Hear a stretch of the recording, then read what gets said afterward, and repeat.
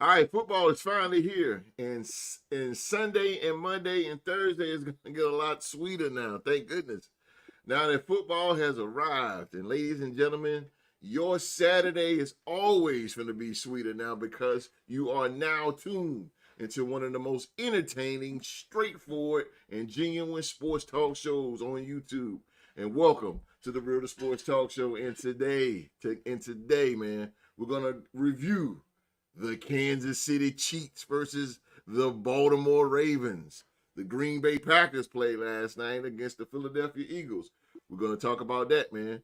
And I got the illustrious podcast right here. I got guys ready. I got a Raider. I got a Viking on board. All right, man. So we got, and also at the end of the show, man, we got the predictions. We got the predictions for week one. Week one, man. We're gonna get y'all the predictions. Football is back. Predictions is back. We're back. Let's move shit out of the way right here on the Real the Sports Talk Show.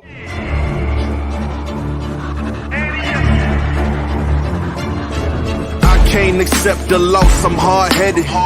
There's a little bit of madness in my method. Many falling off that fine line that I'm treading. I risk anything to be great, and I'm not letting nobody rob me of my victory.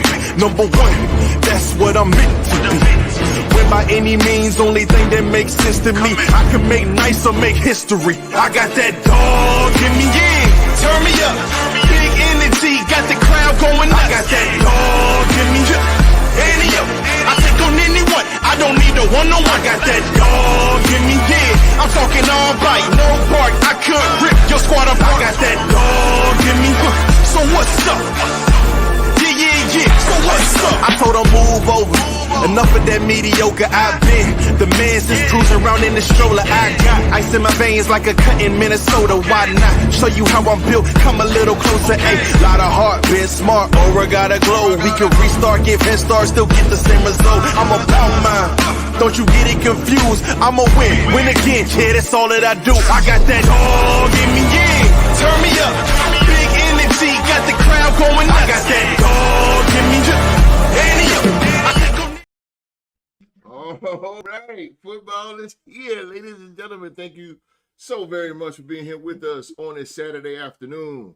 Wherever in the world you are watching us right now, we are the Real to Sports Podcast, and we are your destination for real analysis, real opinions on anything and everything sports related, man. We got the news, we got the debates, we got the entertainment, man. You can follow us on Facebook at Real to Sports Podcast. Join our private sports group on Facebook, and that is called the Real to Sports Group. Also, man, this broadcast is sponsored by SeatGeek. Good old SeatGeek, man. If you are going to attend your favorite NFL or college football game or basketball game, or you're going to see your favorite singer in a concert, go to SeatGeek.com. Get you some good seats, man, and for a reasonable price. You can use the promo code Real to Sports and get $10 off any purchase, $200 or more. And y'all know y'all need that because them tickets be sky to the damn high. Sky high, man. Also, I want to thank the people over at Bonfire for being another official sponsor of the Real to Sports Podcast. And over there, you can go get your very own Real to Sports t-shirts and hoodies over at bonfire.com. And the fall is around the corner, so you might want to go ahead and cop them Real to Sports hoodies. I'm working on some designs. I'm trying to get some more designs in there, some different variety of designs for y'all. But bonfire.com, the link is in the description box below. I'm going to be putting it across the screen later on in the show. So again, I got more designs coming. So give me about another month or so. I'm going to have some more stuff in there. You got the hoodies, your t-shirts, your tank tops, all that, man. Real to Sports. We are on the move. Enough of the promotion talk. Please allow me to introduce you guys to the two of the greats. Two of the all-time greats right here on the Real Sports Podcast. And first of all, representing the Black Hole, the Raider Nation. Yeah, my man. It's time, Mark. It's time, Mark. It's time this year. It's our time. It's our time this year, Mark. Let's go. Representing the Raider Nation. 3 times Super Bowl champion, the Las Vegas Raiders. Can I put them in there? No? Please don't. Okay. Yeah. Okay. Yeah. 3-time Super Bowl champion, the Las Vegas Raiders. This man got more episodes than anybody. He is the pioneer of the Real to Sports podcast, and he is the reigning, defending king of predictions. He is the Real to Sports wrestling trivia champ. He is all there in the bag of chips, ladies and gentlemen. The very talented Mr. Young Mark. What's going on, y'all? Happy to be here. Happy to have football back. We know there's nothing better for a man's mental health than some good old NFL football. And speaking of, September is National Suicide Prevention Month. Yes. So I want to give a shout out to everybody out there who's still fighting the good fight, even on days when they feel like they don't want to keep going anymore. And a special shout out to those that keep us in the game and help us keep going even when we want to quit. So shout out to everybody and happy Suicide Prevention Month. And please, those in the comments, please refrain from mentioning the school in the state of Oklahoma that is getting destroyed right now. I have no comment at this time. Thank you. I'm glad you said something about Philly G. Philly G. Join the gang, baby. Philly G, you see it? You see it? Yeah. Philly G, what's up, Philly G? Philly G, hey, man. Philly G, let me borrow Jalen Milrow real quick, man. Hey, it's funny you say something about the suicide prevention. I'm glad you said that. Something that really need to be, said through not just throughout this show, but I think every podcast need to stop for a minute and to acknowledge that, because that's a serious thing that's going on with mental health, man. It's a very, very serious thing. And by the year, it gets bigger and bigger and bigger and bigger. And, I think every podcast out there, I don't give a shit if it's a flower podcast, they need to say something about that. We need to recognize it more. So hats out to you, my brother. Hats out to you, man. Appreciate you saying it. Yes, sir. And I know you can continue to say that throughout the month, too, as well. Yes, sir. Coming on. We got a new founder coming on here. He represents the 5-time Super Bowl champion. 5-time Super Bowl champion here. The San Francisco 49ers, man. Gold Rush. Yes, sir. Oh, boy, made it. Yes, sir. Let's go. What's going on, fellas? What's up? Man, can't call it. Hey, man, I'm glad you made it on here, man. Yeah, man, it's a pleasure to be here. Finally get on this stage with y'all. How y'all doing? All right, man. All right. Doing good. Hey, man. Hey, the man's holiday is going to be tomorrow. Football all day long. I'm ready. Yes, sir. Let's go. Love this time of year. What you talking about? Philly G said Vontae. Yes, sir.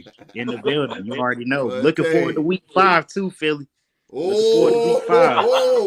Hey, you got that Viking up there next. So you got that Viking next week. Speaking of Viking, he is the legend, the OG. The OG, man. That's my main man right there. The OG.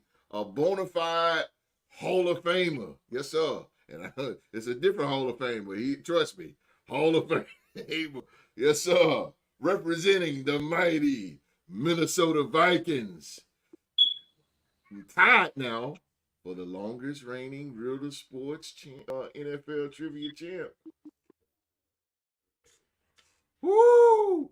He is the legendary Q-Dog. What's going on, peoples? We're finally here. Wait out season, and tomorrow it is official. Football is back on a Sunday. I want to take time out to congratulate our podcast panel, Philly G. He got married yesterday. Congratulations, Philly G. Yes, sir. Yeah, Philly G. I want to go ahead and get that on out the way. Philly G. Yes. Let's And give Philly G. Let's give Philly G a good old hand clap there. Philly yeah, G.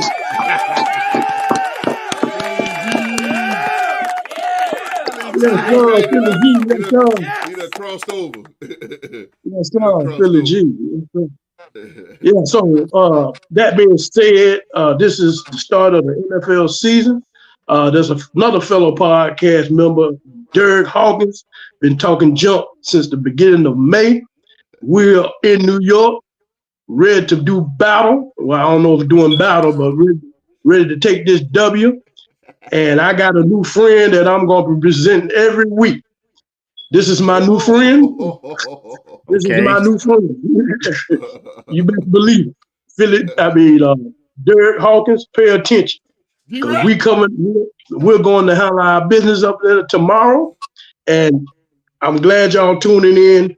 We got this illustrious group podcast panel going to give you all the good predictions like we always do. You know how we do it. So stay tuned, get some good information, and just let's go Vikings. Go. Let's do it. Let me sound my horn for you. Let's do it, baby. Yeah. Gotcha. Your mother friend, don't leave him out. Yes, sir. First down, let's do Vikings. It. All right, boy. I got Minnesota up in the building. Boy, you know what? And speaking of Minnesota, even on my routes, man, I'm starting to see Viking fans coming around. Like, what the hell y'all been at? You know what time it is? It's a guy that worked with me named Alex, man. He's talking about, I can't wait to football. Oh, country boy, too. He said, I can't wait to football. Come back. I said, oh, yeah, me too, bro. I said, well, I mean, what team you? He said, man, I'm down with them Vikings. I said, oh, damn. I said, okay. I said, you know, I know the dog, man, Minnesota Vikings through and through. Yes, sir. That man bleed purple, boy. Yes, sir. Yes, sir. All right, man. Let's get this thing going. Before, there you go.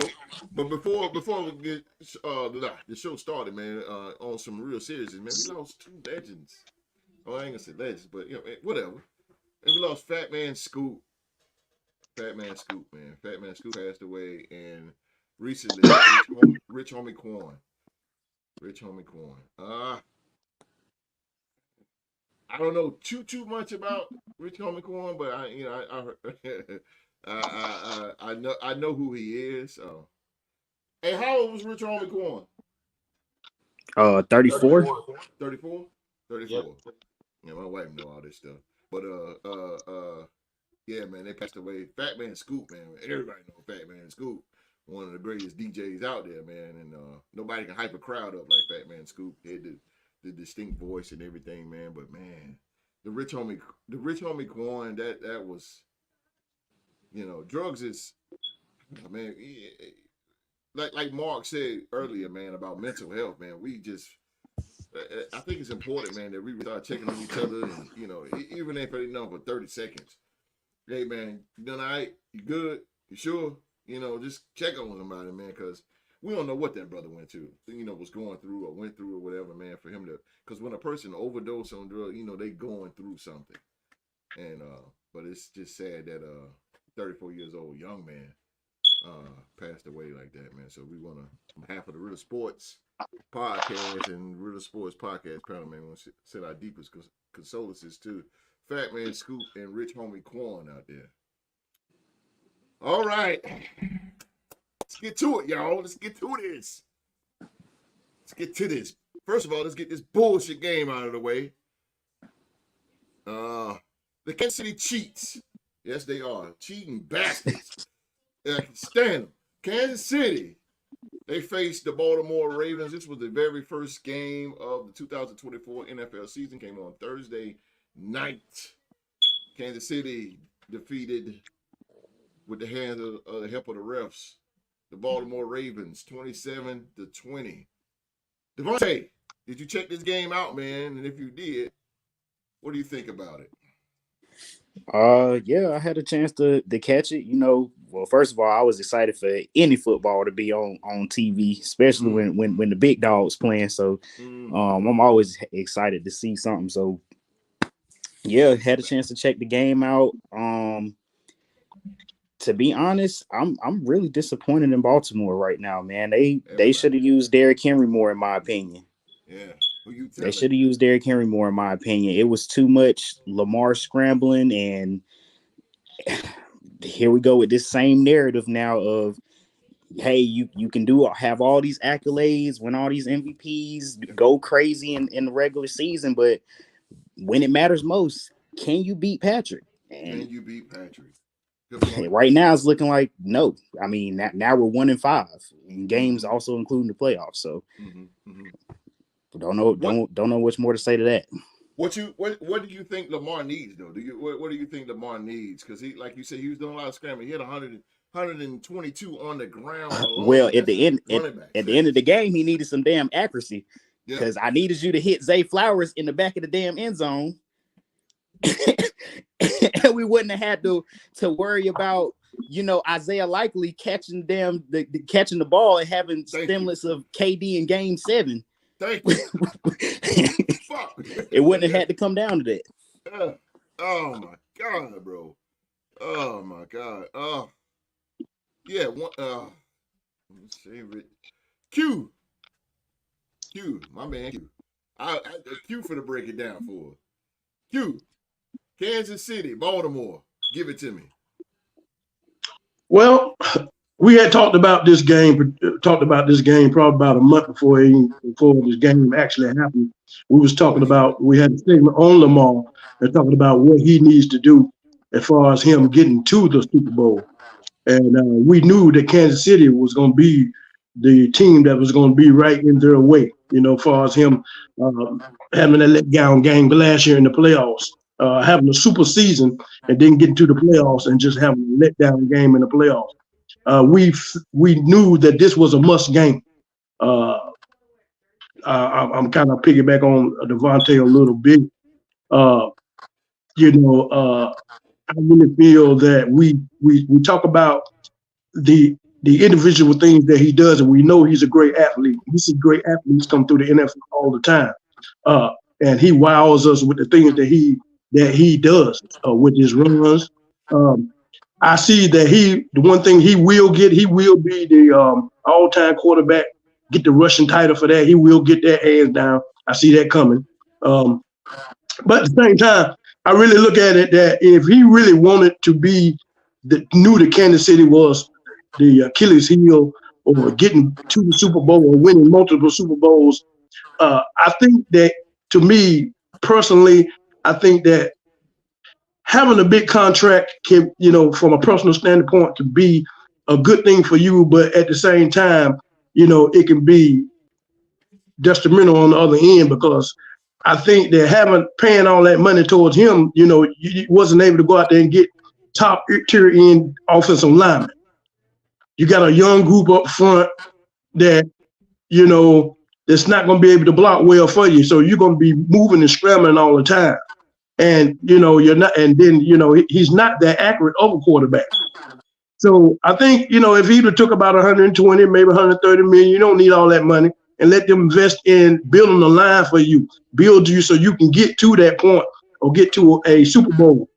And so my thing is that, it's kind of like Kansas City's your daddy now. You let down this game Thursday. And it's gonna be that fear that's gonna always be in you when you see them. Can you beat them? And until you prove that, then you just another great athlete, that comes along during our times in the NFL, but you won't never be able to hold up the crown. And so he did all he can do. He first half, I don't see how he made it, because he was doing everything. It seemed like it was just 1 against 11. That's what it seemed like to me. And he really doesn't. I mean, Zay Flowers all right, but he really don't have no dog receiver. Somebody he just sling that thing up there and go get it. He needs some dogs in there, like Justin Jefferson. Oh, I'm sorry, but anything. But anyway, but anyway, but I mean that some of that money could have brought in a dog receiver. So that's Yeah, the there was part. some names out there. Huh? I said there were some names out there. Yeah, I mean, that's the thing about it. Not having that, and maybe they should have pounded Derrick Henry more, but they got caught out with it. You can't get in the shootout game with Patrick Mahomes. Can't do it. Can't do it. And see, that's what I was saying. This you got a whole. Y'all just went out and spent all this money on a Bentley. Drive your damn Bentley. There you go. That's what I'm talking about. Yeah. So that being said, this looks like it's going to be a long season for him because you wasn't able to punch the big dog in the mouth, and so you got to get back to the big dog. And the only way you're going to get back to the big dog is to get back to the playoffs, which they're going to be in again. And you'll have to face them again, but you haven't had nothing to build on to build your psyche and your encouragement that you can beat them. And you had the opportunity Thursday night, and you just didn't do it. That's it. Boy.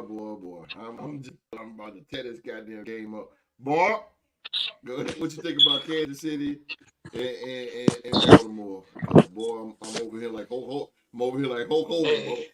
Hogan up. Before I break down this game, host, I got a question for you, my friend. Yes, sir. You still my dog? You my dog, right?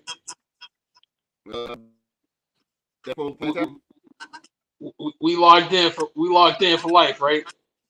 My Raider brother. I know. Yeah, it's about to be something after this. I just need that confirmation real quick, host.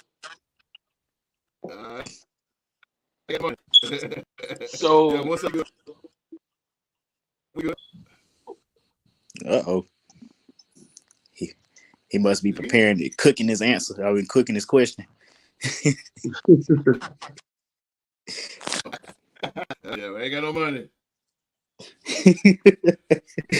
Let me hold $20.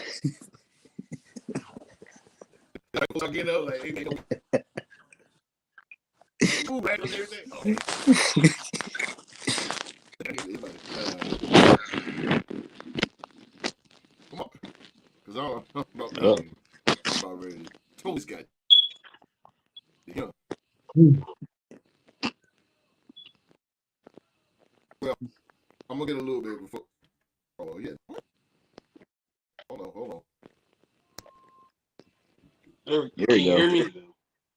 My bad. Yep. See, the universe knows where I'm going, so I broke the internet real quick. But I just need to get that confirmation from host that that's still my dog. That's my Raider brother. We locked in for like. That's right?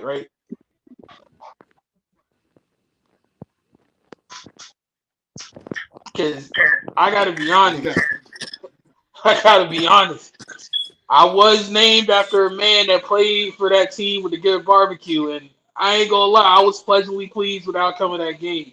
It worked the way I wanted it to work. I won some money off that game thanks to a side bet. Lamar looked horrible when it mattered most. That was a great game to me, dog. I ain't mad that they won. I might get kicked out of Raider Nation for that, bro, but I can't help it. Yeah. Hey, bro. Go back that U-Haul up right at your door. Hey, bro, blame my mom for naming me after Marcus Allen, all right? Marcus Allen played for both teams, all right? I still hate him. I just hate the Ravens more right now, and it felt good seeing them go out there. People complain about the refs making bad calls. It was obvious Ronnie Stanley was out of alignment. That was obvious every time they showed the replay. The refs was just doing their job in that situation. But my biggest takeaway from this game is that this proves what I've been saying all offseason, man. Lamar Jackson is not a tractor. He's a trailer. The team has to carry him. He has to be in a perfect situation for him to have success in the NFL. And what that means is he has to have receivers that can constantly make plays for him, tight ends that can make plays. He has to have a solid offensive line, a solid running game, and a really suffocating defense for him to take that team where they want to go. But this Thursday showed that Lamar was trying to do everything on his own, and it wasn't enough. So when Lamar is ripping and running, going for over 100 yards, but he can't throw the ball accurately, like Devontae said, what can the Ravens do? What can they really achieve? So, in my opinion, an elite quarterback in that situation would have been like the high tide and raised all boats. His level of gameplay should have elevated his receivers, should have elevated his tight ends. He should have been getting the ball out to more people than just Zay Flowers and freaking Isaiah Likely. You had Mark Andrews on the other side of the field for crying out loud. Get him involved, target him a little bit, and really get the offense going. Use your wide receivers. Be more accurate when you're throwing to Rashad Bateman or trying to get the ball to Zay Flowers at the end of the game. Like that was a wide open pass that a freaking elementary school quarterback could have made, dog. Like come on now. But I digress because I've been saying this all offseason. Y'all have been grilling me on this show. I done caught hell from Juice of the Game. I caught hell from Philly G, hell from Trigger. Where y'all at now, dog? I can't hear y'all. Or y'all just gonna keep making excuses for Lamar Jackson and saying, "Woe is Lamar," and "Oh, we feel bad for him," and his teammates should have played better. No, Lamar Jackson needs to be a better quarterback and elevate the teammates around him so that way the whole team can have success and not just him winning MVPs every other year. But I digress. We'll see you next week, Drew. Mark, I got a question for you. What's up, man? Well, what does a perfect situation for Lamar look like? The way based off of Thursday, like I said, he has to have a suffocating defense playing on the other side. So basically, you need the 2000s Ravens defense. He's got to have the Great Wall of Dallas protecting him up front. He's got to have a Hall of Fame running back, 2 Hall of Fame tight ends, and Randy Moss, Keyshawn Johnson, and Chris Carter on the outside, pretty much, in order for him to have success. That's crazy work right there, bro. Hey, man. Football is the ultimate team sport for a reason. You cannot win That's true. a game by yourself. You can't be Allen Iverson in the 0-1 playoffs by yourself, bro. I still hear Mark saying it proud. You're a hater. I fully am a hater now because I'm sick and tired of people overhyping the heck out of that man and then constantly making excuses for him when he falls short. Like I'm really the sick of it at this point. There ain't nothing against Lamar personally. I really am a fan of the way that he plays, but let's stop trying to put him in that elite quarterback territory when he's clearly not there. Like, just stop it. Okay. So let me tell you what I get out of Kansas City, the Kansas City Baltimore game. First of all, you was talking about Lamar Jackson, but I think he made a bad throw because the man is tired. He was through first quarter. Like you said, man, he was all over the place. He's all over the place. Even Mike Tirico was like, man, I don't care if you lost 15 pounds or not, and you're in great shape, you still burnt out. He was doing everything. And that's part of Baltimore's offensive line. That offensive line was not holding him up whatsoever, and they really need to do some interior work on that offensive line. That was just ridiculous. Zay Flowers is going to be good. Zay Flowers need to learn how to. To me, Zay Flowers need to stop being a one-trick pony and stop. But he's young in the mind. But he did good for his part stepping up. But I wanted to see more of Rashad Bateman and Nelson Aguilar with veterans. Like veterans. Like this is the time they need to step up and stop standing around letting Lamar do everything. It's just not working. It's not working for Baltimore. It's not going to work for Baltimore when your quarterback got 122 on the ground. That's terrible. You shouldn't do that. And like Devontae said about, they should have stuck with Henry. That's the thing. You cannot go score for score with Kansas City. You cannot do that. We learned that last year. Exactly. You cannot go score for score with the ref won't allow it. Roger Goodell won't allow it.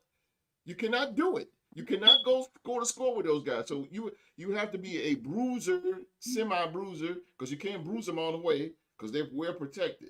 So you got to be a bruiser. You got to bruise this team. You got to beat them down just a little bit, in order to beat them like us. But To again, man, to go back to that game, they started off very sloppy, very sloppy. But I'm gonna ask y'all this. Everybody, everybody know Raiders fan, 31 years, Raiders, 31. Have you ever seen a defensive coordinator call timeout? Have anybody ever seen that? Oh my lord. Nope. No. Nope. Never seen it. So let me ask you this, podcast panel. Why is it every time we see the Kansas City Chiefs play, why is it every single time we see something out of the ordinary that doesn't even supposed to happen? Why are we seeing this? Why are we seeing a pop star up in the skybox every time a tight end catches the ball? Why? Why is a defensive coordinator calling timeout and the ref standing there and he honors it? The ref know the rules. Only the head coach called timeout. So what it did is it iced Baltimore. What? Why is this? Oh, host, you just saying that because you don't like the Kansas City Chiefs. No shit. Everybody know I hate them. But come on. I mean, but real is real. Everybody see it. That's what I'm saying, man. Call me crazy, but I'm telling you, it's a lot of scrutiny when it comes down to the Kansas City Chiefs. I'm telling you, man. I'm telling you, every single time. Q know it. Look at when they played the Vikings. Janarius Sneed took his helmet off. You're not supposed to take your helmet off, and you can see the ref say, "Hey, put your helmet back on." What? I think it's more of being the restaurant being starstruck. They just like fans out there when it comes to Kansas City. Certain things, certain rules that not rules. Some rules that apply to other 31 teams not going to apply to them. I mean, they're just gonna overlook it. You gotta, and then a lot of times you can't play defense and worry about the refs too. But you got to play your game. But these things are going to happen with Kansas City. These just know this is going to happen. You just got to work around it, just like anything. But you can't do nothing when the ref is on the payroll. You can't do nothing. Don't we know that? Exactly. Hey, I just surmise it to this. The Chiefs are just like the Patriots. They're just back when they're just a team everybody loves to hate right now. I mean, you can't beat them. It seems like you can't beat them, rather. No matter what you do, who's in front of them, no matter how hard you try. And I'm saying that trying so hard not to fucking cry thinking about February. Saying that. Yeah, I feel you, bro. I feel you. But here's the thing. Here's the thing, Devontae. Here's the thing right here. Can I put this? All right. So okay. Try to put it in good words here. Why? I understand the NFL is a business. I get that. I get that. And you said they're the new New England Patriots. I get that too. Because we all know New England had the tuck rule, the deflate, the spy. They had all kind of stuff going on, right? Okay. So now Kansas City with this. I just think it's just very odd that every time a Chief game come up, it's just some kind of scrutiny. But the other teams, you don't see that. You just don't see that. You can't hit Patrick Mahomes. You can't hit him. You can't. I mean, you can't even barely touch the dude without them calling. Well, that's what happened. That's what happens when you're the face. That's what happens when you're the face. Gotta constantly go over. So when you say the face, that means basically you saying the NFL is rigged, right? I mean, what you think? I don't know what to say anymore. I don't know what to say on that part. I know what to say. It's posted. It is, brother. It is. It's bullshit, and I just can't stand it. It's nothing to do with Raiders and Chiefs. I respect the 49ers. I grew up in the 80s. 49ers was dominant as hell. Like, I got a lot of respect for them. I got a lot of respect for other teams out here. It's not just because I'm Raiders and Chiefs and anything like that. And I know I'm rambling on now, but I got to get this off my chest because I'm just sick of it. I'm sick of it, man. That team does what the hell they want to do. And Roger Goodell, I think Roger Goodell's behind it because, if he's not behind it, why the hell he's not saying nothing? Everybody on social media saying that this shit is rigged. You got all these quote unquote Chief fans out here now talking about three-peat. Do you know that before the game they slipped up and said that the Kansas City Chiefs are on their way to winning three championships in a row, something that no team has never done? They slipped up and said that. I gotta drop the link to that. I gotta see that. They said that shit. That. They on the way of doing it. Well, the thing that I didn't like what Patrick Mahomes did after the Super Bowl, that he really didn't celebrate the Super Bowl. He went right into the three-peat the next year of saying that we're going to three-peat and this and that. Now, to me, that was a whole slap to the whole AFC conference. Like he don't respect nobody in the AFC conference to say something like that. So to me, I would take onus on that if I was in the AFC. Not really nobody in the NFC has nothing to really do about that. It's just like he said he's just going to walk through y'all and get back to the Super Bowl again. And so that we, like Devontae say, he's the face, and like Tom Brady was the face. And so with him being the face, you cannot hurt that dude. You can hurt him, but it's going to be a penalty. You know what I'm saying? It's going to be something done for you putting that man out the game. They want to see that man play. He can't be out several games.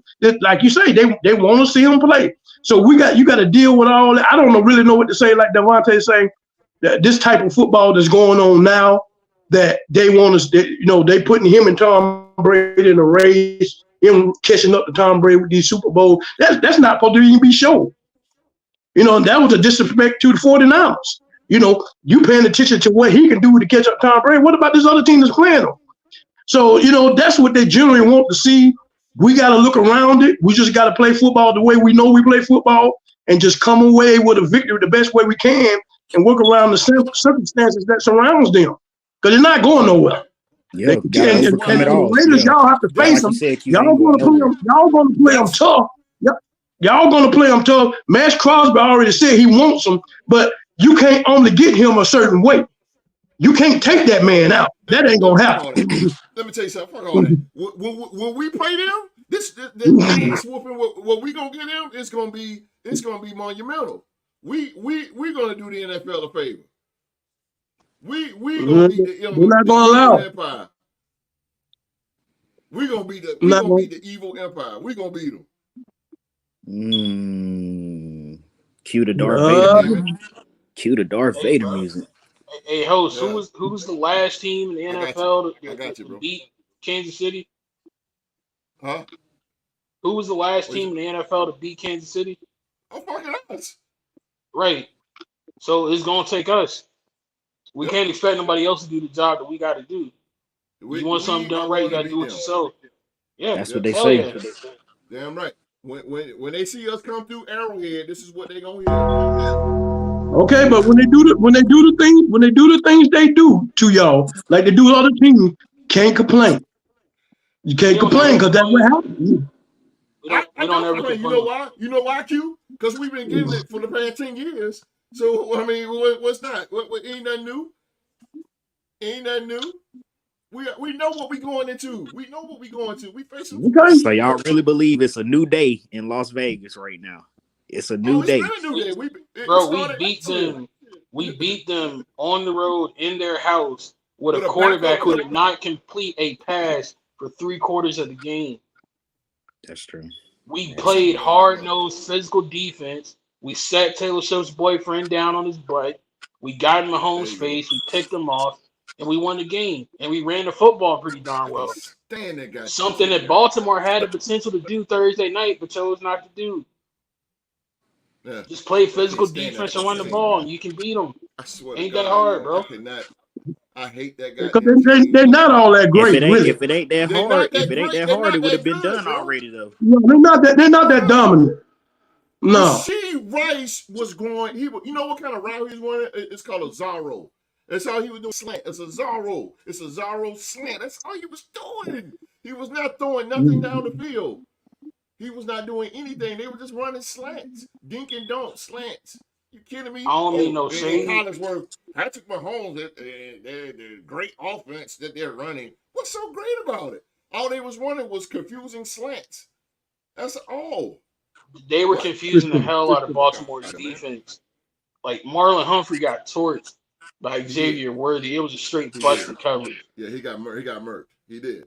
I agree with you on that. Hey, He did. I think Kansas City done fucked around and found them another Ferrari. Excuse my language, but yeah, I think they done messed around and found them another Ferrari. Yeah. Courtesy of the Buffalo Bills. Right. He's fast. You see the meme? Did you see the meme? Yeah, Quite literally, it's Buffalo's fault. I'm sorry, y'all.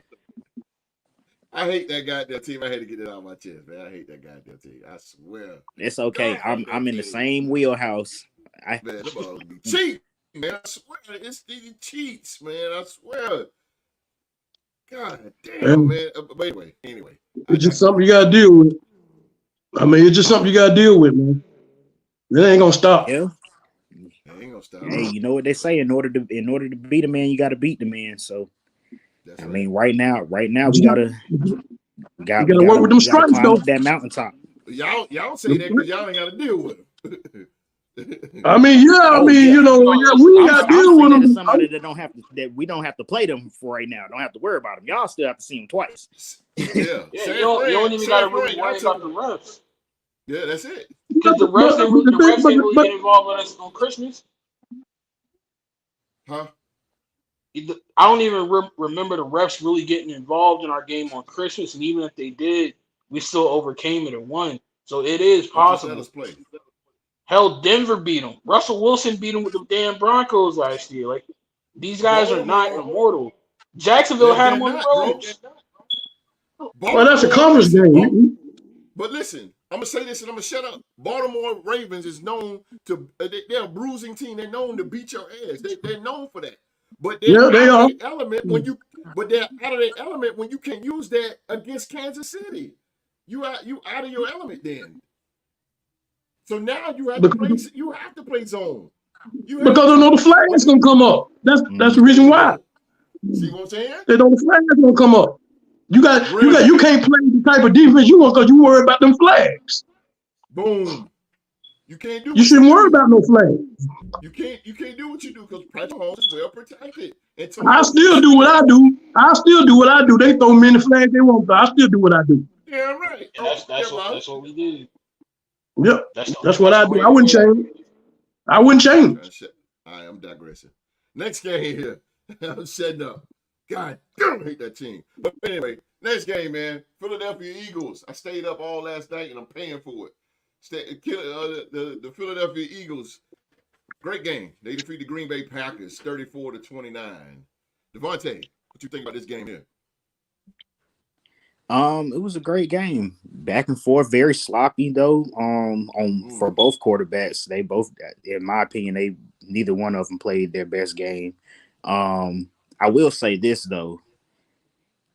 Can we pump the brakes on Jordan Love? I know it's one game, but can we just please pump the brakes on Jordan Love? I agree too. What is this? Packers going to the Super Bowl and hell no. I don't know where I don't know what kind of weed they smoking, but I need some of it. Please send it this way because I need to get some of that. He ain't lying, boy. I think that's more than weed, bro. You know what I mean? Listen, what? But yeah, okay. I thought it was a really good game. Saquon Barkley looked amazing. 3 touchdowns. I mean, what more do you want from him? He did his thing. Man. It was a great game. Did his thing. Scoring game. God damn, I did not know it was gonna be that many points put up on the board like that. But I do have one more gripe to mention. Mr. Josh Jacobs. I got beef with you, big dog. Last night I had a parlay last night, 10-leg parlay. Everything hit but the Josh Jacobs anytime touchdown. Hurt. I get what you said. Oh, okay. Oh, damn. That's the only thing else I had for that. I'm sorry. I had to get that out. They had so many opportunities to get Josh Jacobs in that end zone yesterday. It frustrated me. It really did. It really frustrated me. Yeah, that's another reason why I want us to slow down on the Jordan Love talk right now. Like, I agree with you. He kept them in the game. He did what he was supposed to do, but he had some costly. He made some costly mistakes, and you can also say too that his receivers were dropping the ball too, but some of those were thrown behind them. Some of them was overthrown. I mean, it ain't all. It wasn't all on the receivers too. Yeah. Yeah, I agree with you. I agree with Devontae on that. I think he hit a home run with that. Q, my man Q, you gave me a text message last night. Gave me your opinion, so go ahead. What you? Oh hell, here we go. Go on, Q. Well, I kind of figured that this game was going to be an exciting game to me, but it really was really no defense really being played in this game. To me, kind of like a shootout. I want to say Zaire Alexander for the Green Bay Packers. Man, shut your mouth. Yeah. Man, shut your mouth, man. You is not a shutdown corner, bro. Shut your mouth. Because A.J. Brown did you in. Yeah. He mushed you and everything. Yeah, man, you keep your mouth closed, bro. Come on. Stop talking. Please stop talking. Made him his bitch. He embarrassed you. I don't know what the deal is. I don't know what the man deal is. He was talking to Debo like that last year in the NFC divisional game. You see what happened? Cooked. He said against Debo. Brandon Ayuk. Where you at in the background? Brandon Ayuk cooked him. I don't understand.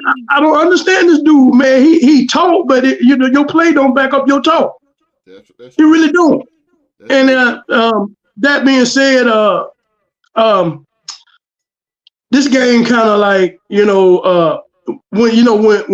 we went to the 3 preseason format and we dropped 1 preseason to get an extra regular season game, make it 17 weeks.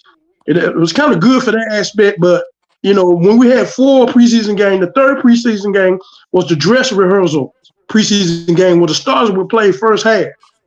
And so you can see that in these games now, that the starters not having real live contact with a different team during the preseason, they come out rusty. And we seen this in this game. They came out rusty. I don't care how good you is, you need some type of live contact. And that used to happen within the 4 preseason game, but it doesn't happen no more.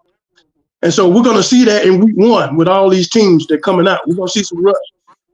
That we say we seen that in this game, and then finally really got back on their mojo and got their step going to their high-profile receivers and tight end. And but the thing about it, I really feel like I thought Green Bay was going to win. But it was close game. Being the first game, I see that they got potential far as the receivers, but I really think that the running back for Green Bay, once they get him going, once they get him going and feeding him right, then that's when the team will come together with the receivers they have. But they have to get him going. And so I can see he's a key part. He's going to be a key part of that offense. He'll be a problem once the season progresses on. So it was a pretty good game overall. Pretty much 2 playoff teams going at it. We'll expect to see these teams down the line. There's nothing new. So I really don't. I just think that maybe just both of them, they need to tighten up on the defense a little more. A good defense keep teams up under 20. So they're going to have that defense on down the line, especially going into the playoffs. So I think both of them need to tighten up on the defensive side of the ball. Offense, we know is depth. The offense will score. We see that, but the defense has to tighten up on both teams. So overall, pretty decent game for week 1. Okay. Mark? I just want to say, Q-Dog, not every team has Brian Flores calling the defense. So, what do you expect, man? We can't all have a defensive coordinator like that. We ain't all got Dallas Turner coming off the edge. You know what I mean? I like that game. It was entertaining to me. And it was the kind of statement that Philadelphia needed to make coming out of the gates this season. When you add all these weapons on offense, when you pay your quarterback, you got a high-profile offensive coordinator, and the coach is on the hot seat. You need to come out the gate swinging and get off to a good start. And I think they did that last night in Brazil. I got some stuff to clean up with those turnovers from Jalen Hurts, but I feel like that can be corrected. But the main thing that I liked about it was that team showed a lot of grit, a lot of determination, a lot of passion, and most importantly, a lot of fire. And that was something I feel like got snuffed out last year in Philadelphia, and it's good to see that back. And they proven that if they can keep it up, offensively they're going to be a problem. Defensively, they gave up some big plays and they got some takeaways, but it wasn't cohesive on that side of the ball, and I feel like they got to work on that. They want to be able to compete, especially in the NFC and getting into the playoffs. But from the Green Bay side, some more of the same things we saw last year, man.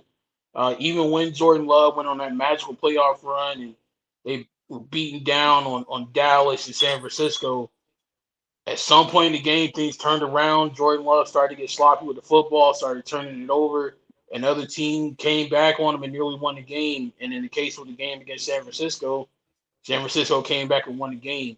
So I personally think that Jordan Love, he has the potential to be a really great quarterback, but he's just got to learn how to start good, stay good, and most importantly, finish good, and not get sloppy towards the end of the games when the game is on the line.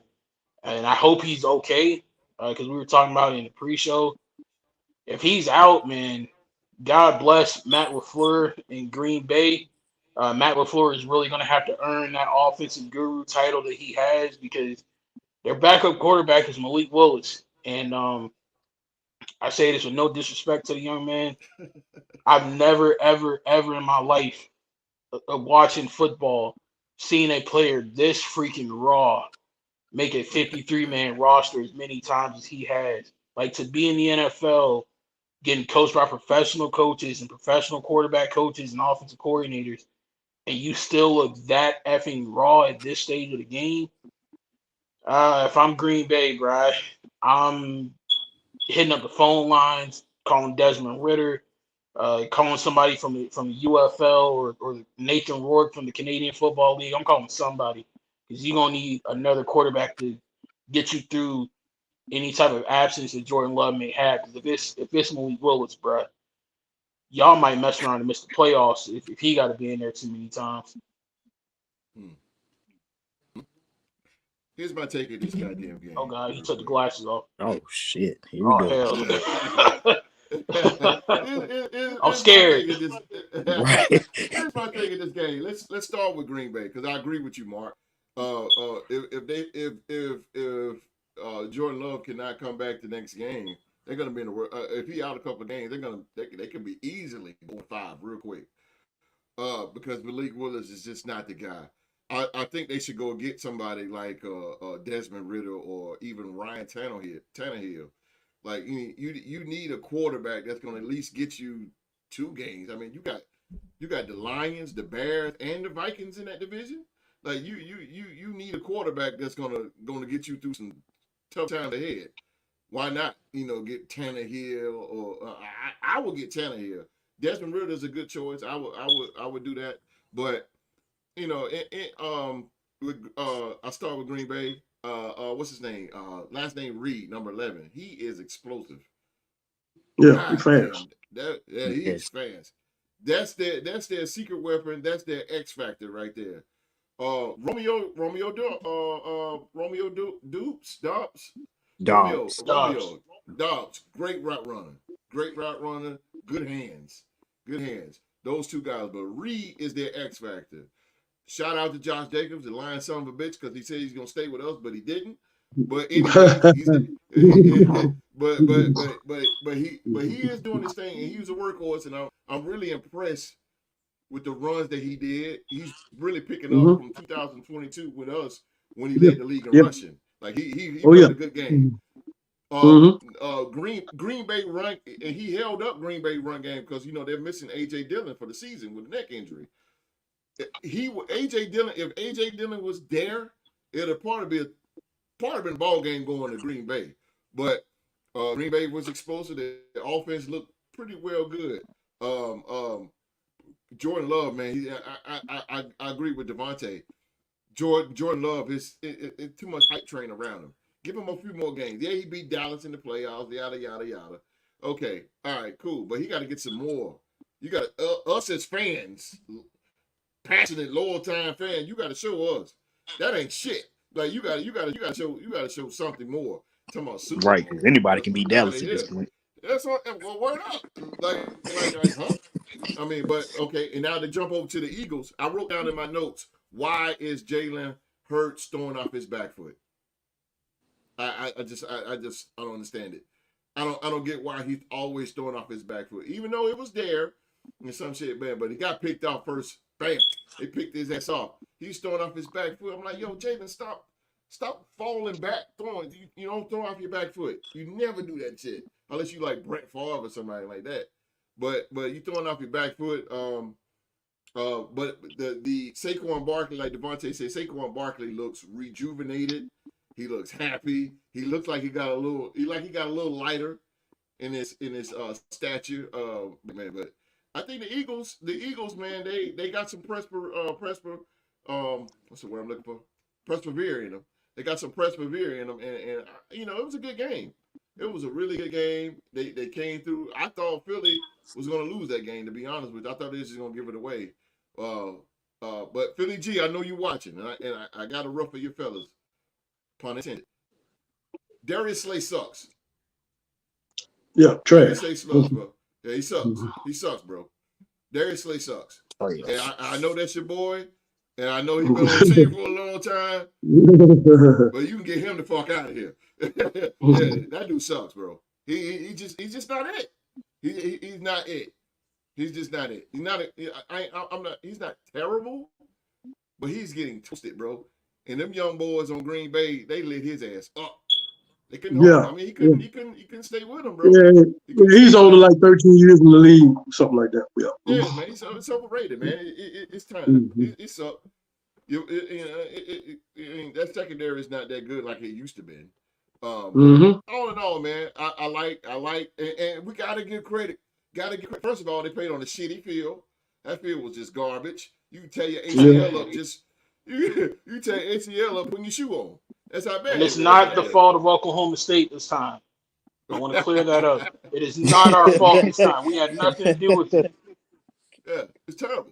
That field was garbage. But I gotta give credit before I shut up is to man, wow, my name always escapes my mind. Offensive coordinator. Kellen Moore. Kellen Moore. I gotta give him. Kellen Moore was throwing some good stuff, man. Philly wasn't doing the actual trips months that they normally do. They was going 4 wide, and Matt LaFleur is a goddamn genius though, because he was throwing them five wide receivers out there like it ain't nothing, bro. I mean, he was throwing them 5 wide receivers, the what they call is a whip route. Oh man, he was throwing them, boy. And I gotta give Matt LaFleur the play calling was great. I was seeing him, and I was like, damn, I ain't seen this play in ages. And Matt LaFleur is so innovative. He kind of reminds me of Andy Reid throwing those unorthodox plays out there like that. But man, that was a good game. I enjoyed it. Philly won. Philly showing that they wear their heart on their sleeve. That was good for them. But Jalen Hurts, I'm still not sold on Jalen Hurts. I don't know about his season this year. I don't know, bro. Like he just stopped throwing off that back foot. He got to get better. He got to get better with throws. But Philly G, y'all got to win. Y'all got to win. Anybody else got something to say about that? Yes, sir. Yeah, I got a question for you about this game because I saw that J.J. Watt made some comments online last night about the field conditions, and he says this is really common because a lot of the international games that the NFL does, they're playing them at soccer stadiums, and the style of play with soccer is a lot different from American football. Do you think there's any compromise that the NFL can make, to to get better quality field conditions for these players in these games? Do you think it's all about the Benjamins and whatever foreign country want to pay the most money to host the NFL game? That's where you're gonna go. Oh yeah, the NFL is a wrecking ball machine when it comes down to money. And Roger Goodell, since he has been the commissioner of the National Football League, he has fucked the game up, and he has fucked the NFL up and made it more to me more of a circus attraction. Because now, because what you're doing is you're taking something that we love in football, which is aggression, and you're taking that out and made it more of a circus type thing. So now that's where you see the 100 yards and the 400-yard passing and the 600-yard stuff. You see shit like that, and even with the Pro Bowl, he killed the Pro Bowl. But I think Goodell, as far as that right there with the field, I really think he should take a look at that, because now you're putting players at risk. You know, somebody could have really got hurt out there with a bad field like that. Every quarterback going back sliding. That's not good. It's not good at all. You know, like I said, somebody could have got hurt, and that would have been, it would have been on the player, but also it would have been on Goodell, because why would you even, first of all, Brazil is not even a football type country. It's a soccer. They're all about soccer. So why would you even put that there? It's got to be money behind that. But you're putting your players at risk. Go ahead, Q. Let me ask y'all a question, everybody on the panel. To me, I feel like they should get rid of Thursday night football and put it on Friday night. That's how I feel. I think it. I agree. I think people would enjoy that more better than Thursday night. I would enjoy it because I ain't got to go to work. Yeah, well, then I ain't got to go to work all night. You know what I'm saying? Yeah. Majority, 90% of the people, there's fans that work the next day, so it's kind of hard to keep up with those Thursday night games, especially if the Raiders play. I'm like, fuck. Now I got to stay up all night. I got to get up at 2 o'clock in the morning. I'm throwing down Red Bulls and all this shit. I'm trying to stay up. And I'm like, damn, man. Like, I agree with you. I agree with you, Q. Then you put it on Friday. No, I vehemently disagree with you, Q Dog. I feel like it should either be Thursday night football or not at all. If you're gonna either have Thursday night football or just keep it a Sunday and Monday. I love professional football as much as anybody else on planet Earth. I watch American pro football, Canadian pro football, European football, spring football. I love football as a whole. I can't get enough of it.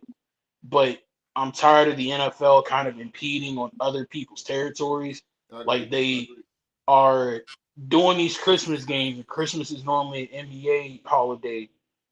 They're going into, putting them in the there's talks of them trying to do Labor Day weekend as the opening weekend. That's impeding on college football.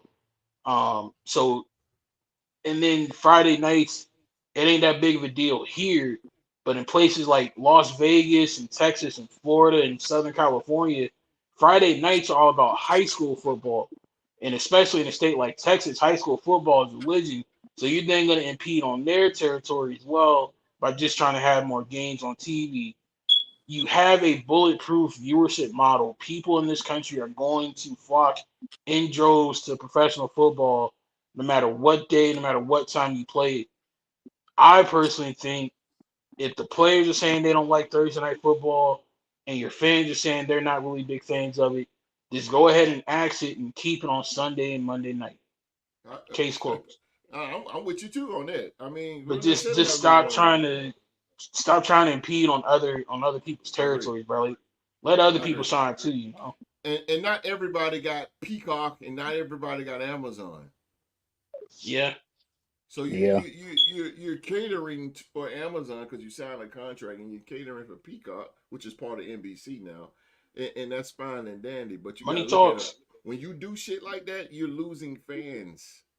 You're losing eyes, because like I said, everybody don't have Peacock. Everybody don't have Amazon, so you're losing eyes. You gotta think of it as a business, but Goodell ain't about that. Goodell ain't about that, bro. He ain't about that. It's all about my. No, it's all about who got the biggest bag. We never, out of all these years, we never seen Thursday night football until Goodell was in office. All right, goddamn. All right, come on, man. Come on, you're killing us, bro. Somebody take this show to Goodell. Take it right to his goddamn office. He's an idiot.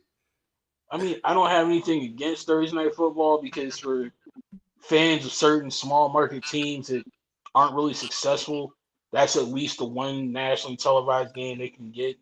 Like, no shade to T-Rock, but when the Jags was down bad, you could at least count on them getting one Thursday night game a year or something like that. You know, same thing for the Raiders when we were down. So certain football markets kind of need it and appreciate it. But like I said, if the fans don't want it and the players ain't really fond of it, just stay away from the NBA's holiday, stay away from college football's traditional weekend, I agree. and don't interfere with high school football. Yeah. High school football, yeah. I mean, I get you on that too. But man, I'm gonna shut up because I know I'm talking too much. Q, you got anything? Devontae, y'all got anything before we get into these predictions here? No, man, bring on the predictions. Oh, you hear that, man? He said, "Bring new goddamn predictions on here." Bring on the predictions. Woo! That's what I like to hear, man. Yes, sir. All right. That was the Kansas City Chiefs and the damn. I can't stand that team. I'm shut up though. Oh, I don't even want to say that goddamn name. Fuck them. But Kansas City Chiefs versus the Baltimore Ravens, the Philadelphia Eagles, and the Green Bay Packers, which was a good game. It was a good starter game, man. I enjoyed myself. But now it's time for predictions. Let's roll it.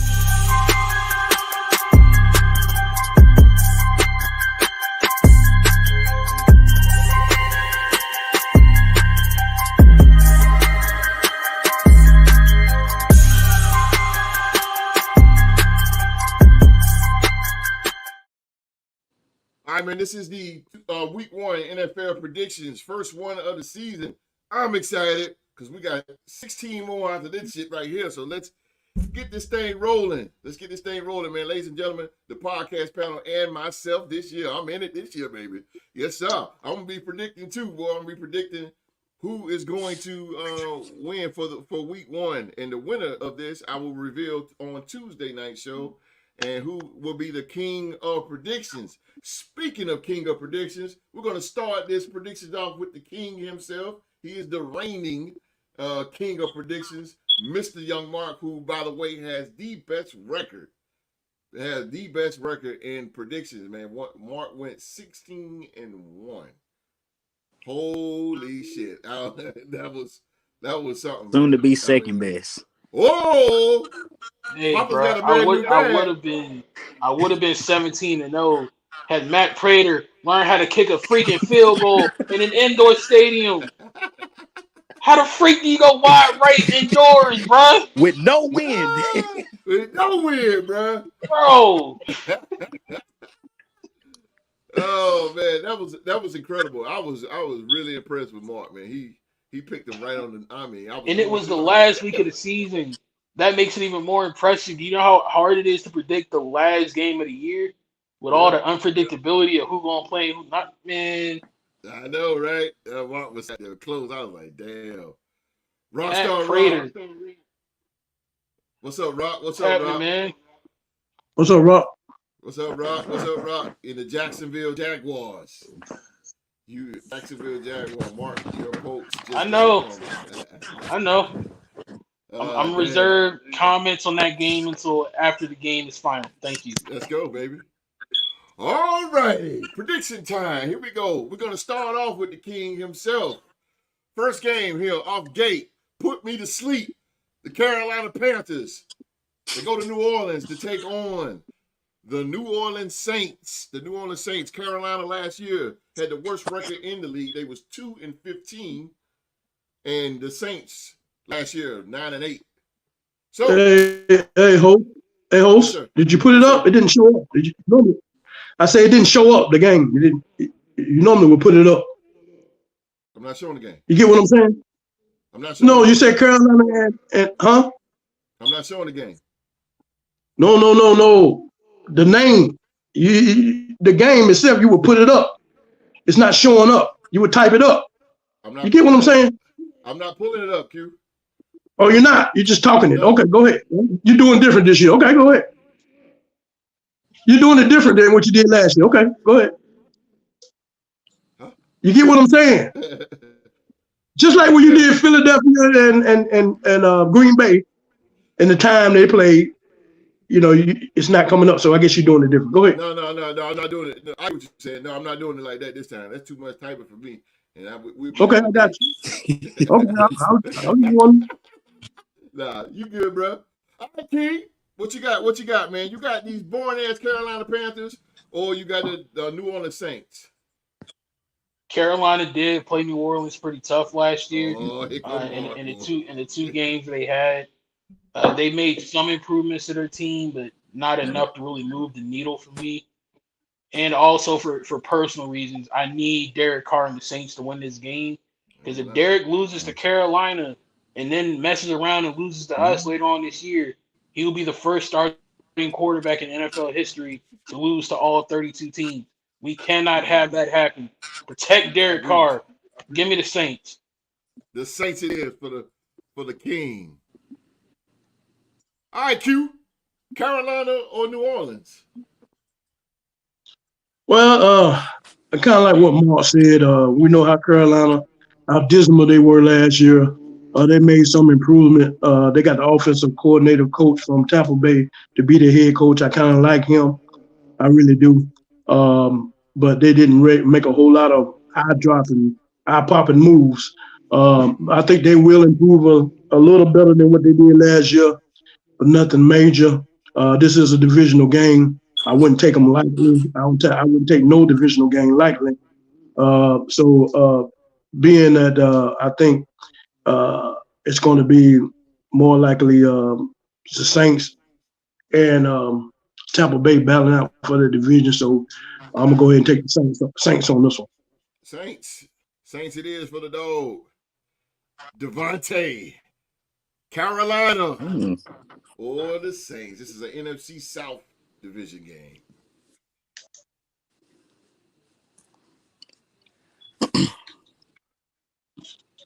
Who you got, Devontae? You got Carolina or the Saints? There you go. We get you now. Uh-oh.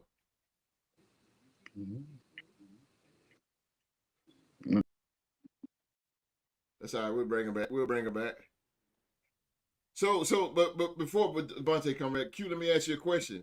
In your opinion, is this the last run for Derek Carr as a starter? Do you think? If you don't get the job done this year? I like that boy Spencer Rattler. They've been high on him. Yeah. That's my boy. I liked him when he was in college. He just seemed like he just got it. He just seemed like he got it. And they really like him in New Orleans. And I think if he ever get a shot, he might be the King's Kingdom of the Vikings. And so to me, that's just how I feel. This really is his last shot. I hate that for Derek Carr, but he has to make it stick with this team, because if he don't, he'd just be just another great quarterback that came through this league. So yeah, I would say that. Okay, Mark. I will never speak an ill word of Derek Dallas Carr, other than the fact that that man sucks in cold weather. But yeah, I can't let that go, bro. I feel you. But I don't think so. I mean, okay. There have been so many other trash quarterbacks in the NFL who've gotten chance after chance after chance, so I don't see why not with him. Okay. Rock says he's going with the Chargers, the Niners, the Vikings, the Saints, Lions, Colts, Jags, Buffalo, Tampa. He would go LA. Yeah. Seattle, Tennessee. Okay. Devontae. No. Panthers, Carolina Panthers, or the New Orleans Saints? First of all, I'm gonna go back to something Q said. You don't feel like Atlanta is gonna contend for the South? Oh, you asking Q that? I forgot about that. Yeah, I forgot about. Oh, I'm sorry, I forgot about Atlanta. Yeah. Oh. Okay, I forgot about Atlanta. Got to get my mind working right. Anyways, the NFC South they normally go go back and forth. It's always a battle between all four teams. But Very true. this game is gonna be a snooze fest, to be honest. But Thank you. give me the Panthers to win this game. Give me the Holy Panthers to shit. We win. got, holy hell. We got Carolina Panthers. Yep. Panthers in here. I Okay? think they got what it takes. And I really, to be honest, I don't know about y'all, but I'm a super huge fan of Xavier Leggett. I really want his country ass to damn go up there and show the hell out. There you go. There you go. Because I'm looking forward to seeing him on the presser a lot. Looking forward to seeing him on the presser a lot this year. Okay. So Devontae is going with Carolina. Damn. That's a shocker there. All right. Got some hot ones this week. Next game. Y'all, and now I'm gonna tell you something before I get to the next game. I'm gonna tell y'all something right now. Those of you guys that's watching, holy smoke. Next game, everybody. I want everybody to prepare for this. We got the Minnesota Vikings. They are going to MetLife Stadium to take on the New York Giants. This is a game that has been brewing all summer long if you're a member of the Real Sports Group. And that is between D-Rec of the New York Giants and Q-Dog, the Minnesota Viking fan. So this is going down as they're going down.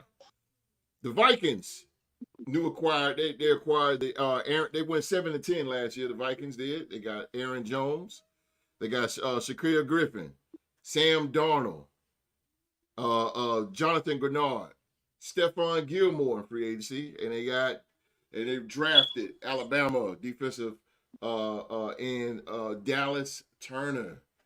And on the Giants side, the New York Giants went 6-11 last year. They acquired Malik Neighbors out of LSU. And they got the quarterback, Daniel Jones. And they got Brian Burns from the Carolina Panthers. So let's start off with Devontae here. You got the Vikings, or you got the Minnesota Vikings, or the New York Giants? This one's a toss-up, to be honest. Ooh, a toss-up? It's a toss-up. Okay. It's a toss-up. But it's a toss-up, but give me the Vikings to win this. Vikes. Sam Darnold, he was a 49er. That's my guy. I think as terrible as the Giants defense is, even with Sam Darnold back there, who I don't have faith in for y'all as far as keeping pace in the NFC North this year, I still think he's more than capable enough to beat the Giants. So give me the Vikings. The Vikes it is. Mark. Young Mark. Mr. Young Mark. The Vikings or the New York Giants? You know me, man. I'm a Viking hater through and through. D-Rec is my guy. I feel like he's the rightful uncrowned NBA trivia champion. Q-Dog used to cheat when he would go up against some NBA trivia. And if it sounds like I'm just spewing a bunch of BS, that's because I'm imitating the New York Giants' chances of winning this game on Sunday. I got the Minnesota Vikings by a good country mile. And the main reason why I say that, and I hate I missed the show when y'all talked about this. Yes. Tua Tagovailoa said some very disparaging remarks about Minnesota Vikings defensive coordinator Brian Flores.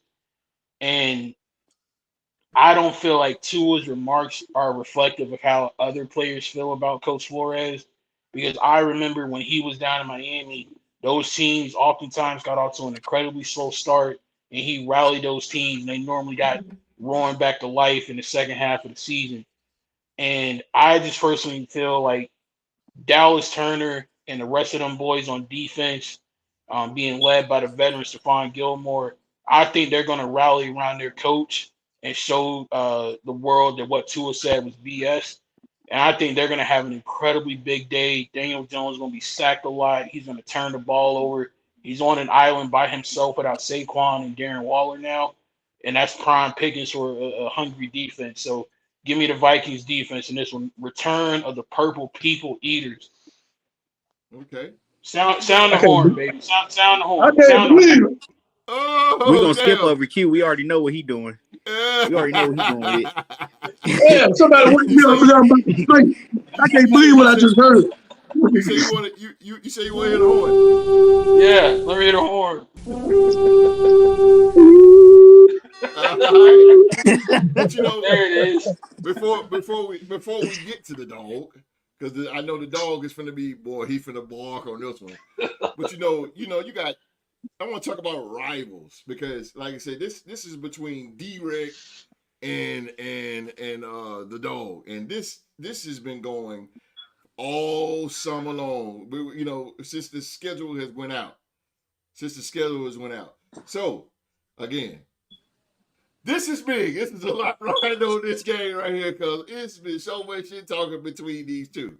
But you know what? I ain't gonna even say nothing. Mark, you know, Mark. Wow, come on. D-Rec is in the building. Oh, hell no. What's happening, bro? There it is. D-Rec is in the building. I ain't gonna talk no more. I'm gonna let that man do all the talking. D-Rec, what is the plan for you to defeat the Minnesota Vikings tomorrow, sir? Because the stage is set in MetLife Stadium. What's the game plan? First off, pleasure being on here with you fellas. Yeah. Pleasure. Missed you, bro. The key to beating the Vikings tomorrow is simple. Don't turn the ball over. Okay. Make smart plays.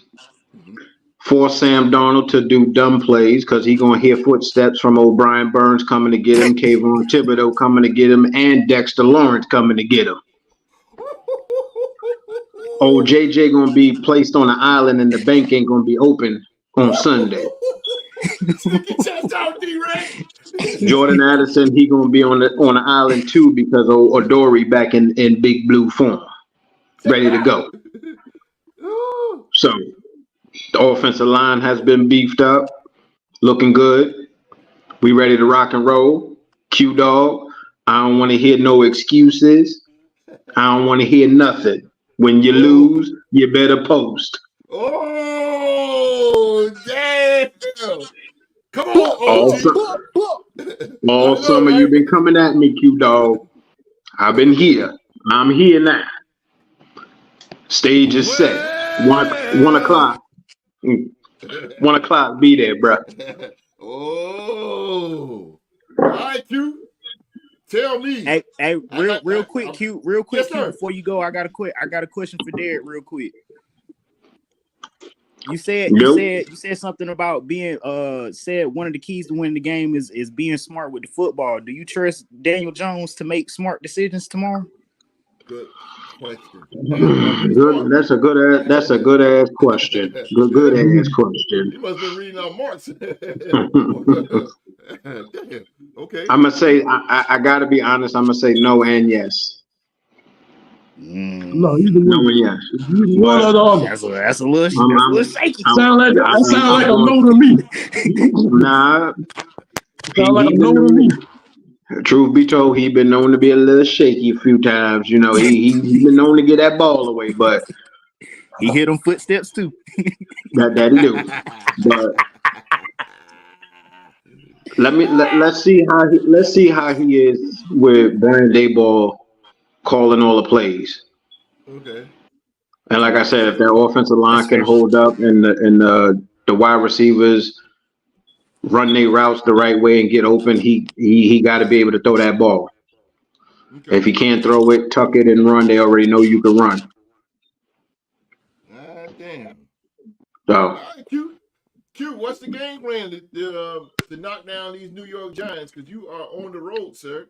You are the visiting team. So give us the game plan on knocking down the Blue Man, the Wrecking Crew. Well, First of all, I want to say that it's glad to see you on the show, D-Ray. You must have really took heed of what Mark told you to come on the show and tell me to my face. I'm glad you took that. I was looking at you to be a coward, but you still is somewhat of a coward. I want to piggyback on what Mark just said, that when he was talking about he hated and missed the show, that showed the episode of what Tua was talking about Brian Flores and that incident. I really feel that is a key moment. That is a key moment that the players that stood up on the podium and they say we are behind him. You're looking at not only with that front with Grenard and Dallas Turner and Van Ginkel and Ivan Pace Jr. We're looking at that secondary. You're looking at 30 years of experience with Gilmore, Harrison Smith, and Shaquille Griffin. 30 years of experience.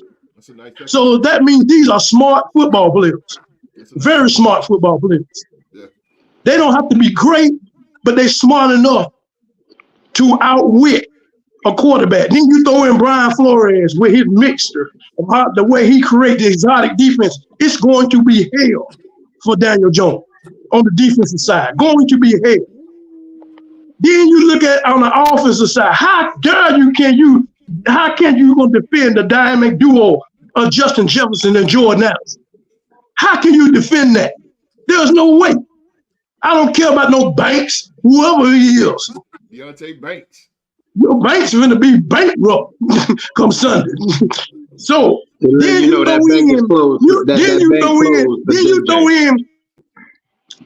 in the Aaron Jones that the last six games of the year was the most productive running back last season, and still is a productive running back with a running game. Sam Darnold doesn't have to do much. He doesn't have to do much.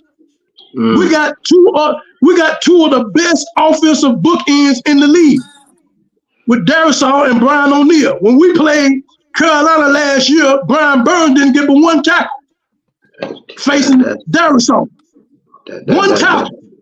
That's sorry ass Carolina. Told y'all. I'm talking about Brian Burns. Don't he play for y'all? Do Brian Burns play for y'all? Don't he play for you? He gonna get home. He got one tackle dealing with Christian Darisaw. He gonna get home. Old times on it. Don't bring back old times. He gonna get home. Okay. Let me talk. Let me talk. I let you talk. So let me talk. Do your thing, baby. Let me talk. So, but the biggest key is going to be Brian Flores. He is going to show the league that the comments that Tua made, that he is one of the greatest defensive minds in this league. And he is going to wreak havoc. I predict 4 sacks, maybe 2 or 3 fumbles. Dallas Turner is going to be off the chain. He's going to see the Alabama pride come in there on a constant basis. He's going to be under duress all game long. And you only have but one player, Malik Neighbors, which is a rookie, is going to be able to deal with all of that. Brian Flores is going to show you the magic. I usually don't predict scores, but this one I'm going to predict a score. I'm going to say 24-6. That's my score. The field goal kicker going to get all the work. All the work. I've been waiting for this moment and waiting for this moment. I hope you sleep well tonight. Because when you wake up tomorrow, you will see the rash of Brian Flores, and you will be a Brian Flores fan from here on out. I promise you that. It's over for you, D-Red. It ain't over. You're not going to be able to stop that dynamic duo of Justin Jefferson and Jordan Addison. I promise you that. Then we're going to throw in a key. We're going to throw in a key element. Naylor, our speedy third wide receiver, we're going to throw him in there. But I'm telling you, D-Red, you done poked the real bear this time, baby. And it's on. Brian Flores is going to rip you apart. on. Come on out there with them ugly uniforms tomorrow. We're gonna shred them to pieces. Damn. It's over. All right. Well, I mean, Look, here we go. it ain't over until the fat lady singing. She ain't even beginning to She's singing to right now. hum yet. She ain't D-Rec, even It's humming over yet. for you, D-Rec. Okay. D-Rec, you It's my over, dog. baby. You my dog You've too. been Right? here since day one, bro. The fat lady started singing the moment it's all let Saquon walk out the door, my man. Or if you That's really want all to keep it good. real, or if you That, really want to that, keep it real, she started singing when y'all paid Daniel Jones instead of Saquon. that's all good. Listen, That's all that good. And then motherfucker. Hey, replaced he them with That's balled out all last Devontae good. night, bro. Singletary. He That's all balled out good. last night, bro. Y'all right about that. What you And say, It's all Coach, boss? good can I to follow do. in Q Dog's footsteps real quick? Yeah. Go ahead. I got a prediction for you. I Go think ahead. this game is going to be a repeat of the Giants game from Week 1 last year. I think it's going to be that level of beatdown, dog. Jesus. 40 to zip. Ooh. Damn. Damn, That's Yeah, coming, D-Ray. bro. and that's coming from a number one Viking hater. What you think about that, D-Rec? Wow. Huh? A number one Viking hater. Hey, I don't see. Mark, you got I that don't instigator badge on Hall of Fame today, I, don't you? I don't foresee that happening. I see the score ending up being like the playoff game that we played, with the Giants No. coming out on top. That's the score I see. Oh. Okay. 31-20, We got, okay. 31-24, Big Blue. No. All Okay. right, host. It's on you now, host. Huh? I'm done. I done talked enough. I Hey, ain't talking no more. the stage is set. It's going down tomorrow at 1 p.m. Vikings, Giants. We gonna see. Don't get no D-Ray. bigger than Okay, that. host. It's on you, host. It's on you now. We're gonna see who you going with. I'm going Minnesota. Ah! Come on, Damn. man. Everybody against you, D-Red. That's all you gonna say, Everybody, host. everybody I'm picking going against you, Minnesota. I mean, D-Red. That's Justin all Hey, you bro, gonna say. Jefferson. this You is ain't gonna normal say for that me. now. Hell no. Justin This is Jefferson, normal. I best wide love being receiver the in the game. underdog. Wow. Hey, ain't You ain't nothing gonna say wrong with nothing being else, an host. underdog. No. I love being the underdog. You see, I told you. you I see what told the host D-Ray. just did? That's all he said. Nah, ain't no dog in the Giants. But Justin Jefferson is the best wide receiver in the game, bro. Come on, man. I can't That go he against you. is. He my favorite wide receiver too. Hell no. I ain't going nah, man. It's my dog, man. No. He gonna dominate that game. You He can gonna stop. dominate You can stop eating the Wheaties, bro. They ain't gonna help you. that. Nah, bro. You're gonna see. Don't have no excuse come week 2 when I'm on the show, Q. After you lose Man. tomorrow. Don't have no Nah, excuse. bro. I ain't no losing tomorrow, bro. Yeah, all right. Yo, Damn. I'll text you when the fourth quarter's over and Ah. see if you yeah, respond when that cause score is saying that. your boy gonna be under heavy duress all game long. Mhm. Your boy Okay. gonna be under heavy duress because once when them three get a hold of Sam Donald Duck, I ain't got to worry about We JJ we and got Jordan Addison we because got they we got can't get we the got the best ball. bookend tackles in the league. I'm telling That's you all that. right. You ain't You getting got the no heat in book. there. You can have the two best bookends, but you ain't got nothing that's the best coming up that middle. That's all right. We got a screen game. We can loosen that up. Okay, Damn, you better do D-Ray. something because they're Everybody, coming. D-Ray, everybody say the Giants sorry, bro. I know. Ah! This is nothing new. I'm used to this. They said This that. is nothing They, new. they said the This is Stop Giants. all year. embarrassing The yourself, Giants dog. is trash. I ain't They said started. it's Stop all it, This is D-Ray. good. all year Let's round. move on. All Let's go. right. Let's Y'all, go. all right, let's go. Let's go. All right, let's go then. Next Let's up go, here we host. got the Tennessee Titans. They went at 6-11 last year against the 7-10 Chicago Bears. D-Ray, who you got? Titans or the Bears?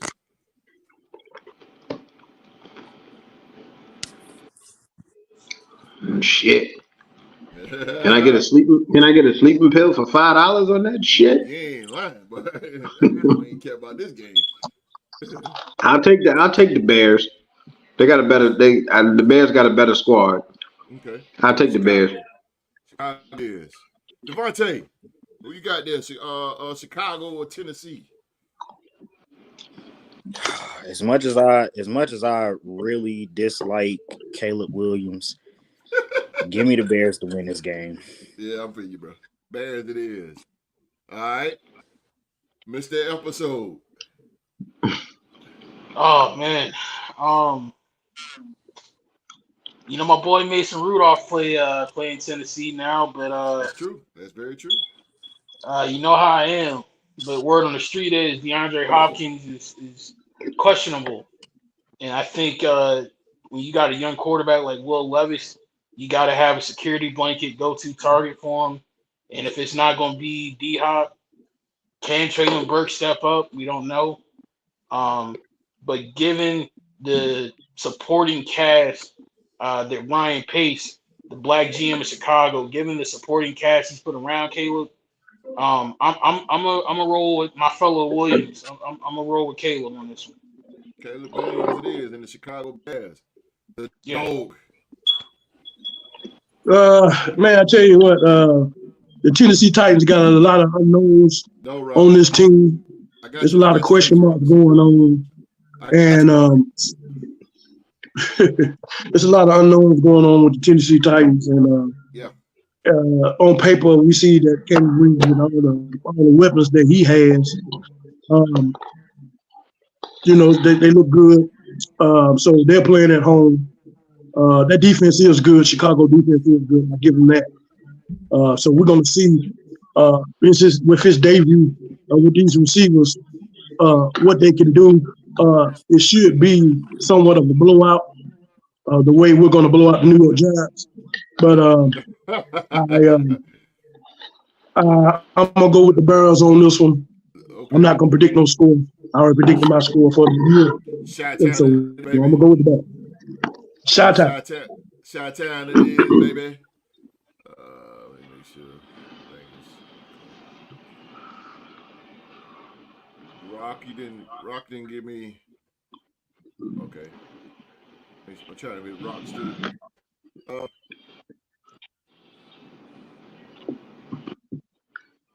Rock, you didn't give me the Saints or the Panthers. Yeah, you didn't give me the Saints.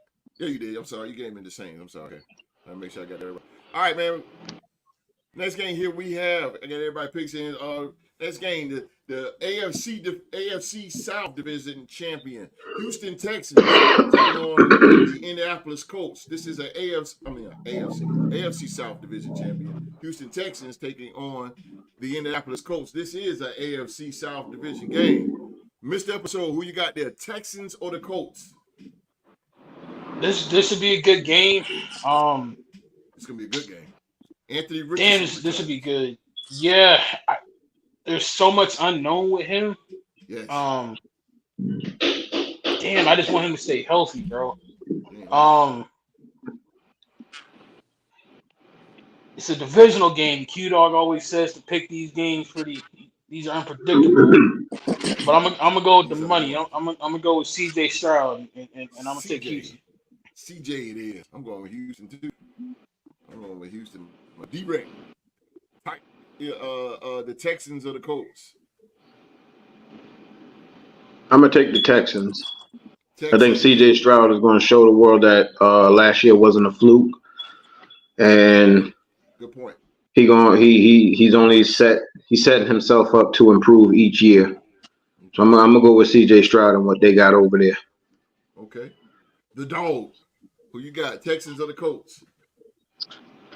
This is another divisional game that we see. Divisional games are really big, but the only difference in this game that I'm kind of like what Mark said. The Indianapolis Colts with Anthony Richardson, we haven't seen much of him. Him being to play a couple of games and go on the season ending. Man, I tell you, it's going to be a tough. I don't think it's going to be a blowout. But at the same time, I haven't seen much of Richardson. We don't know what he might do or what he won't do. We don't have really a good resume on him. And that being said, that I'm gonna pick the Houston Texans in a close game on this. Texans. Yes, sir. Texans. This is unanimous. Nobody going over the Colts up in this one. Well, let's see what Devontae say about this. Devontae, you got the Texans or the Colts? I'm gonna echo. I'm intrigued with Devontae's picks here. I don't know. I'm so intrigued with it. I'm gonna echo the sentiments from everybody else. I think this is gonna be a really good game between two teams that have the best chance of winning this division. I don't know if Rock gonna I like will that, say dog. this though. Don't sleep on the Colts to mess around and win the South. They still got Jacksonville in there as well. Jacksonville can slip up, can mess around and slip up the Texans somewhere around the along the line. Yeah. That remains to be seen. Anything can happen. Any given Sunday. Happened last year. Any given Sunday. But I really believe in a full year of the dynamic duo of Anthony Richardson and Jonathan Taylor. I mean, Jonathan Taylor's been running wild all over the Texans. Look at his career stats against them. I mean, I don't expect this game to be any different, to be honest. And I love D'Amico Ryans. He's a Niner at heart. You know what I'm saying? I love D'Amico Ryans, but no doubt. Give me the upset. Give me the upset this week. Colts. That's why I like Devontae. He take risk. Risk, baby. That's what I'm talking about. The Colts it is. You might have a new Maverick, Philly G. You better get that's what I'm talking about. All right. Next game we got the New England Patriots. They travel to Cincinnati to take on the Cincinnati Bengals. Jacoby Brissett gets to start for the New England Patriots, and Joe Burrow returns for the Cincinnati Bengals. D-Rec, Patriots or the Bengals? Is this really a question you're gonna ask me, bro? This really a question you're gonna ask? I'm taking the Bengals, man. I'm rolling with old Joe Cool, Joe Burrow. Okay, this is who I'm rolling with. The Patriots with really? Come on now. I give you a score on that one. What's that? 45-zip. Damn. I give you a score on that one. 45-zip. 28-0 at the half. Okay. New England is bad, but I mean they went 4-13 last year, but god damn. Okay. You gotta think about it. This is the first year post Belichick era. Yeah, true. No Bill Belichick there. They about to be sorry. Hell, even with Bill Belichick, they wouldn't have won this game. Yeah, they went 4-13 with him last year. I mean, yeah. Give me the Bengals on that one. Bengals it is. Devontae?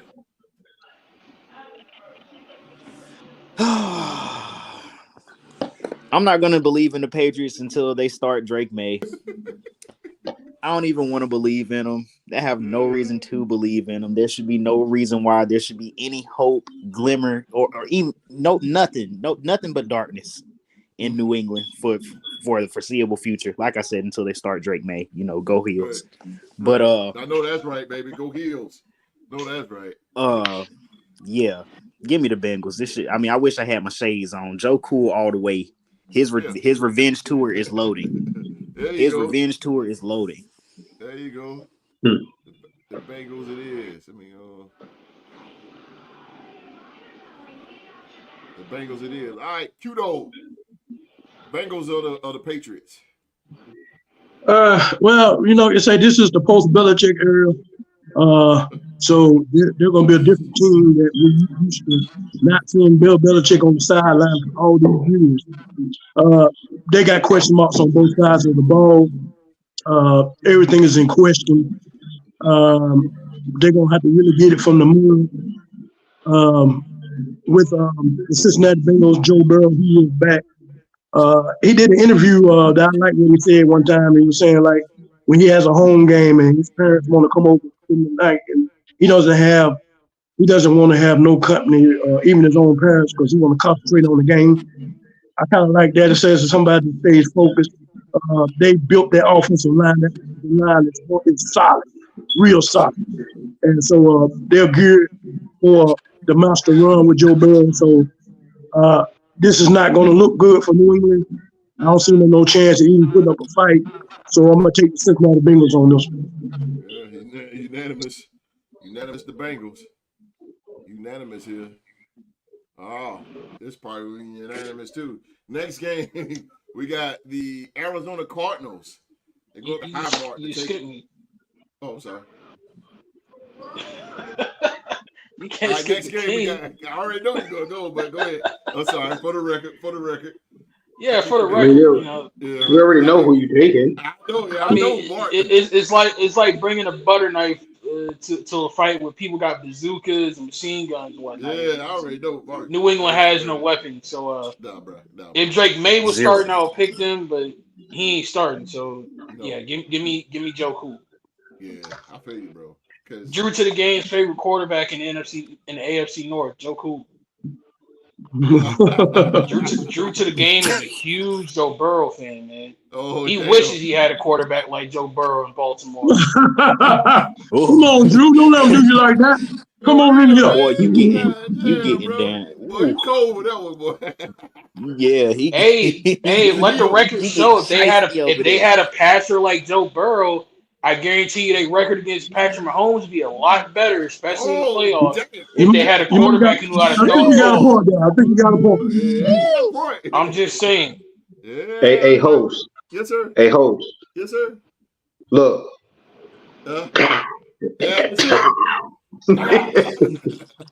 I look forward to our meeting next week, Drew, to the game. I look forward to it.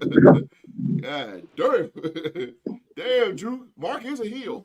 Hey, Drew, the game. I'm not being a heel. I'm speaking the truth. I'm telling the gospel truth. There is no line what I just said. All right, then. Damn. On that note. Know, right? Shit. I go right back to Mark. Damn. Shit. Next game, Mark, I'm gonna go right back to you. Next game. The Arizona Cardinals go to Highmark to take on the AFC East defending champion Buffalo Bills. This is the debut of rookie standout Marvin Harrison Jr. Don't forget about Keon Coleman too. For Buffalo. Coleman for Buffalo. He's gonna be a dog. Keon Coleman. He's gonna be a dog. He's a dog. He's gonna be a dog, bro. That dude's nice. Who you got, Mark? Arizona or Buffalo? You know, I would have gone 17-0 last year if the Arizona Cardinals could make a field goal. But I feel like they're going to redeem themselves for me this time around. Buffalo is banged up at linebacker and in the secondary. Okay. All right, T-Rock. Buffalo is banged up at linebacker and in the secondary. And I feel like Kyler is going to have too many weapons, and then him being a weapon himself. I don't know who on Buffalo's defense is going to be able to step up to cover those guys or to stop Kyler. So give me the birds from the desert to get an upset in Buffalo. Interesting you put it that way too. It's very interesting. I didn't think about that. It's very interesting how you put it. Hudo, Arizona or Buffalo? I think Buffalo made a wide chip and step on why you still had the quarterback still in his prime. Murray coming up on the road. I don't know what they have on defense, but he's a gunslinger. Both of them are gunslingers. But I think Buffalo probably pull this one out here. I'm gonna take Buffalo. Buffalo? Yeah. Buffalo it is for the dog. T-Rex. Cardinals or Bills?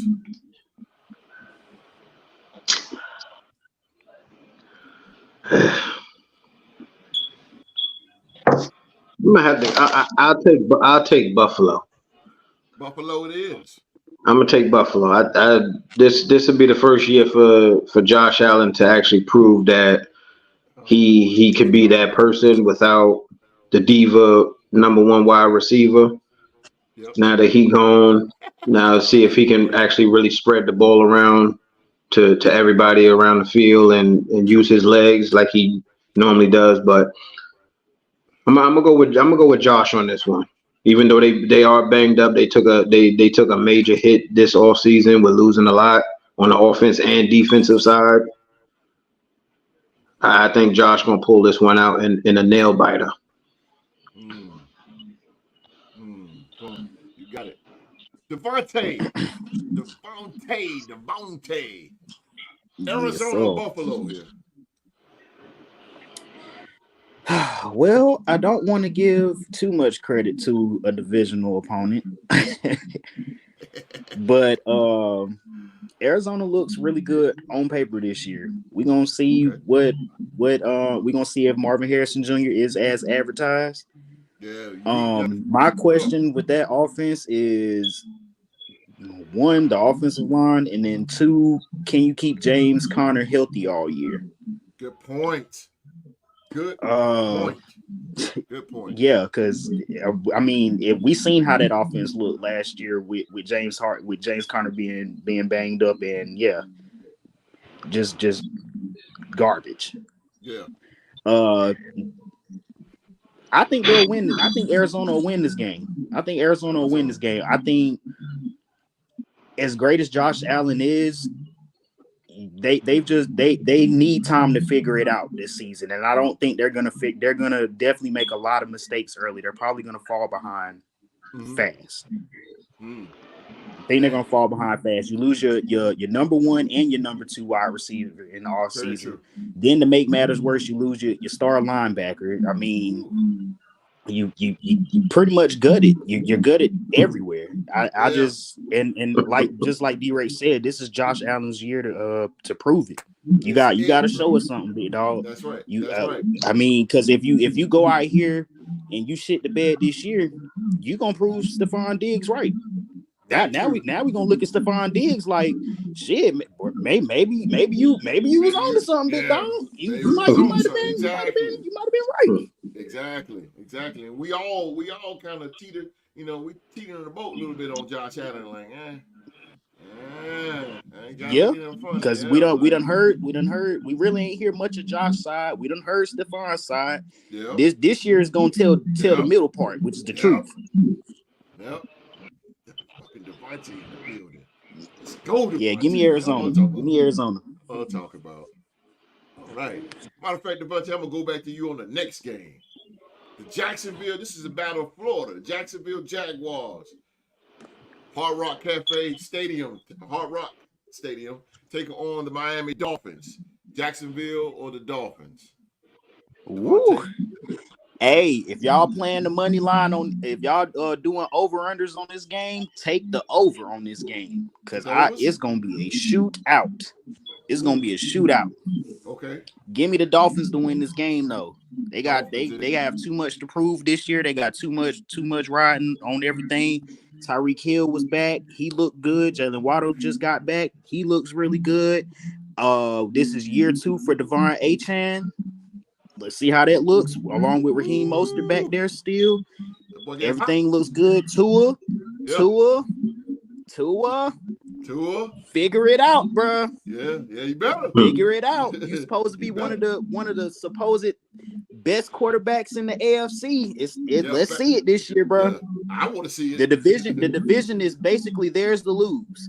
So again, this is just like Josh Allen. He goes out here and he shits the bed. Yeah. Let's talk about it. Let's talk about it. I mean, Mark, where you get this dude from? That's what I'm talking about. This is my dog, bro. That's where you get this dude from. That's what I'm talking about. You got a lot to prove, man. Everything he said is right, bro. Everything he said is right. Every single thing. D-Rec, Jacksonville to Miami. I'm gonna have to piggyback off of Devontae, and I'm gonna go with these the Fins. Fins it is. With Tua, because last year Tua pretty much led in like statistic categories with touchdowns and he had a year last year. Now you getting back the cheetah, you're getting back Jordan Waddle, you also got Odell Beckham of what's left in his tank. Oh, forgot about him. Yeah, he out 4 games, but he'll be back.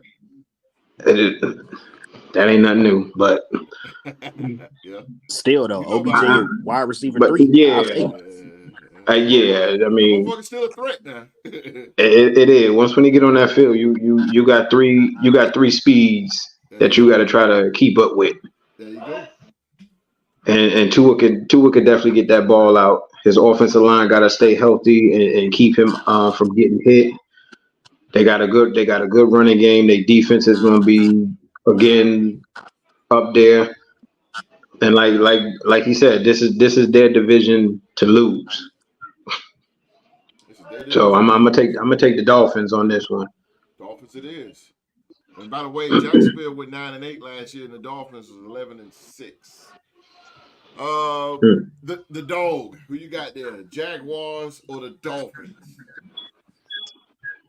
This is definitely a game, Florida game. I think that we know that Miami is a fast team, a track team. Anytime they're in warm weather, you know what I'm saying? Like, they strike quickly. I think the key for Jacksonville is really going to be on the offensive side of the ball. I think they need to sustain long drive. They need to keep that ball out of Miami hand, the offensive hand, much as possible. It's going to be hard, but I wouldn't try to get in a shootout with them. That's not the way you're going to win.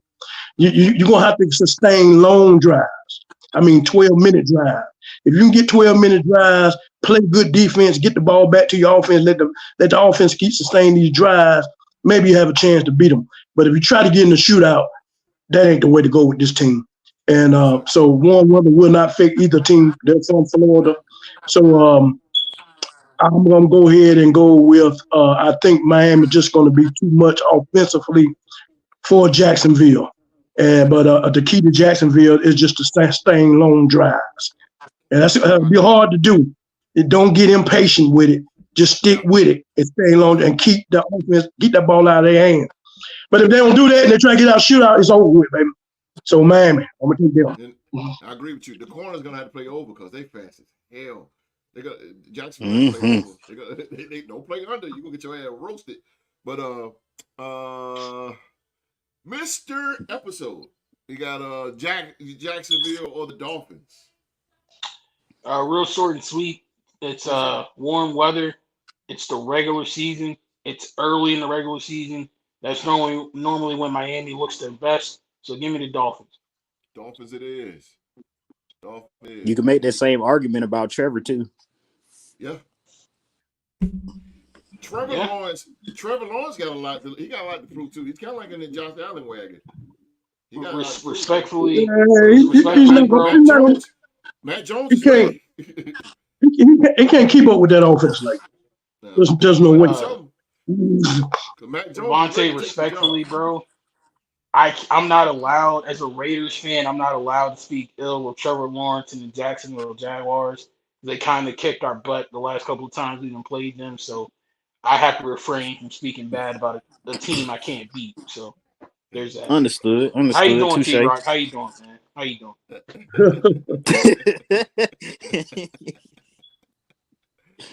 The next game, man, we got the Pittsburgh Steelers on the Mercedes-Benz Stadium take on the Atlanta Falcons.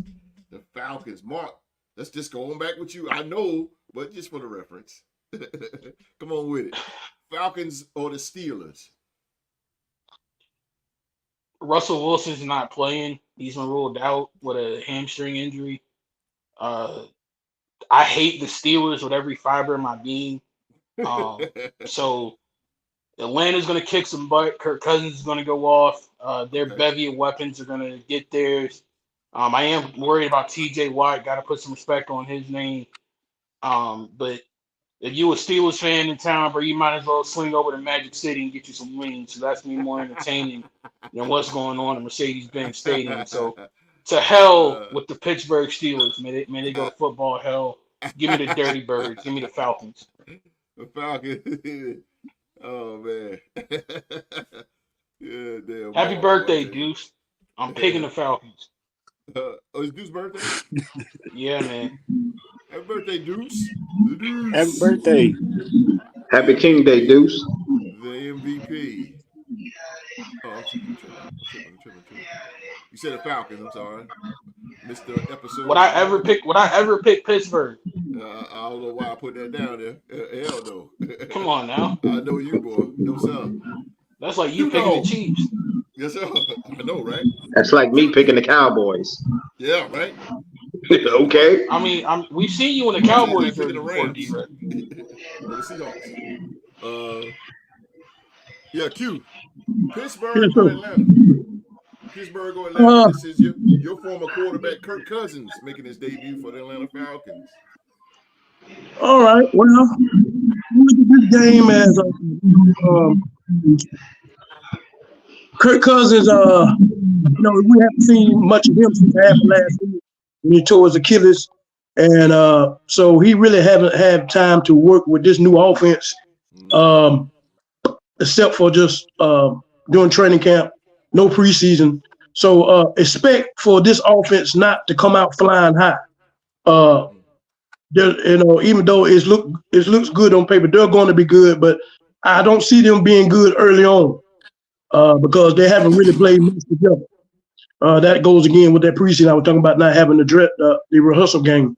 But Pittsburgh, with Russell Wilson not playing with the hamstring, they have to do theirs in early because Atlanta's going to be rusty early on.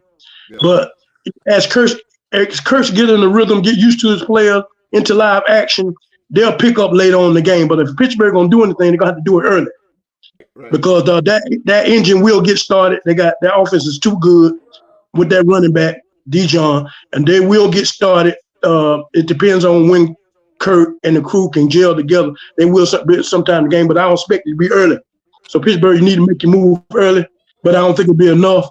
I'm gonna take Atlanta. Atlanta it is for the dog. I agree with you on that too. Yeah, I agree with you on that. I'm going with the Falcons myself. Devontae. I don't know, man. I'm telling you, man, I'm so intrigued to see what Devontae got. The Steelers or the Falcons? This will be, and it's sad to say because I'm all for my black head coaches doing their thing in the league. Okay. This will be the very first year Mike Tomlin goes under 500. This will be the very first year Mike Tomlin goes under 500. He might. That's why he my dog. That's why he my dog. You can guarantee this, stamp it, and take it to the bank. I promise you, they're not finishing over 500. The only way, and this is the only way, they're gonna have to go 6-3 in their first 9 games. They're gonna have to go 6-3 their first 9 games because the back half of their schedule, of their schedule is all divisional opponents. You have, I believe, the Cowboys is in there somewhere. Bengals twice. Bengals. It's tough. Baltimore twice, I want to say. They Browns got the Raiders, twice, even though Raiders in there too. I mean, I don't see them winning not even 2 games out of that backstretch. Yeah. Is this game in Atlanta? Yes, sir. Yeah. They're gonna be bumping that future. They're gonna be bumping that future on the loudspeakers. Russ gonna be fucked up behind it if he's playing. Yeah. Justin Fields, if he does get out there, I mean, I'm all for it. I feel so bad for Justin Fields because of the situation he just got himself put in. You basically got hold out of your situation because Chicago thinks the grass is green on the other side with Caleb Williams, and they finna find out that if you think you're lonely now, wait until tonight. Wait till tonight. There you go, boy. I don't know nothing about that. Go ahead. That's before my time, but I was raised with an old soul. You hear me? I got you. I hear you about that. I ain't mad at you. But yeah, so he got hold out of his situation in Chicago because they thought the grass was green on the other side. They gonna find out this night. He comes to this situation thinking he's gonna be the QB1. Then they go out and get Russell Wilson. I mean, it ain't looking good, man. It's a whole weird show over there. I don't like Freiermuth. I don't believe in their receiving core. Najee Harris is a bust. Let's just call it what it is. I mean, yeah, give me the Falcons, man. Kirk Cousins gonna put all his chains on Sunday. He gonna be so icy. And they gonna go out there and they gonna handle business. Give me Atlanta by 2 touchdowns. Dang. Kirk Thuggins in this mug. D-Reg, who you got? Steelers or the Falcons? I'm gonna have to go with the ATL, shouty. Let's go, Shouty. I'm gonna have to take the ATL on this one. Like Devontae said, I don't know what is going on with Pittsburgh, where y'all went out to go get Russell Wilson, then you turn right back around, you go get Justin Fields, and now throughout the whole offseason, Mike Tomlin couldn't figure out who's going to be the QB1, who's starting week 1, and it's just too much over there in Pittsburgh. And I do see them. I'm gonna kick their butt too when they come to Big Blue. But we're gonna get that out the way early, But I'm gonna go with Atlanta because they got some nice toys over there for First Cousins. Hopefully he looked like he did when he was with Minnesota before the injury. Yeah, they wanted to. And yeah, I'm gonna just take the Falcons on that one, bro. ATL shouted. Let's go. Hey, to be honest, and I just want to send a message to all the Pittsburgh fans out there who are watching this show. I say this completely and utterly unbiased. Like, I'm just being a real football fan right now. Personal hatred and school ties aside. Y'all really fucked up when y'all let Mason Rudolph walk out of the door. That man led y'all to the playoffs last year. Y'all were dead in the water. He turned y'all season around and rallied y'all team and got y'all within an arm's reach of beating Buffalo in the postseason. And you let him go. And now look at your quarterback situation. I really think they're going to regret that, and I can't wait to see it happen. Yeah. A lot of people agreeing with you, Devontae. Tomlin ain't gonna make it this year. Damn. Nah, he ain't gonna make it this year. I can't see them firing him though. Yeah. Even if he does go sub 500, I just don't see them firing him. No, they ain't. Oh, they're not. They said it about last year. They're just like the Patriots. They believe in when you're in there, your family, and we're gonna stick beside you no matter what. Yes, sir. And they're going to keep riding and keep riding and keep riding. And they're going to notice all the wheels done fell off. And they're going to notice all the sparks and flames and shit firing behind them. And they just going to be like, huh, okay, well, we're still here, though. We still ride with you, Mike. Yep. Exactly. God damn. Enjoy this here, boy. Next game. Man. We got the the Denver Broncos. They take on the Seattle Seahawks. This is the debut for the Broncos. Bo Nix. Bo Nix gets the start. And this is the Seahawks debut of new head coach, former Baltimore Ravens defensive coordinator Mike McDonald. So, D-Rec, Broncos or the Seahawks?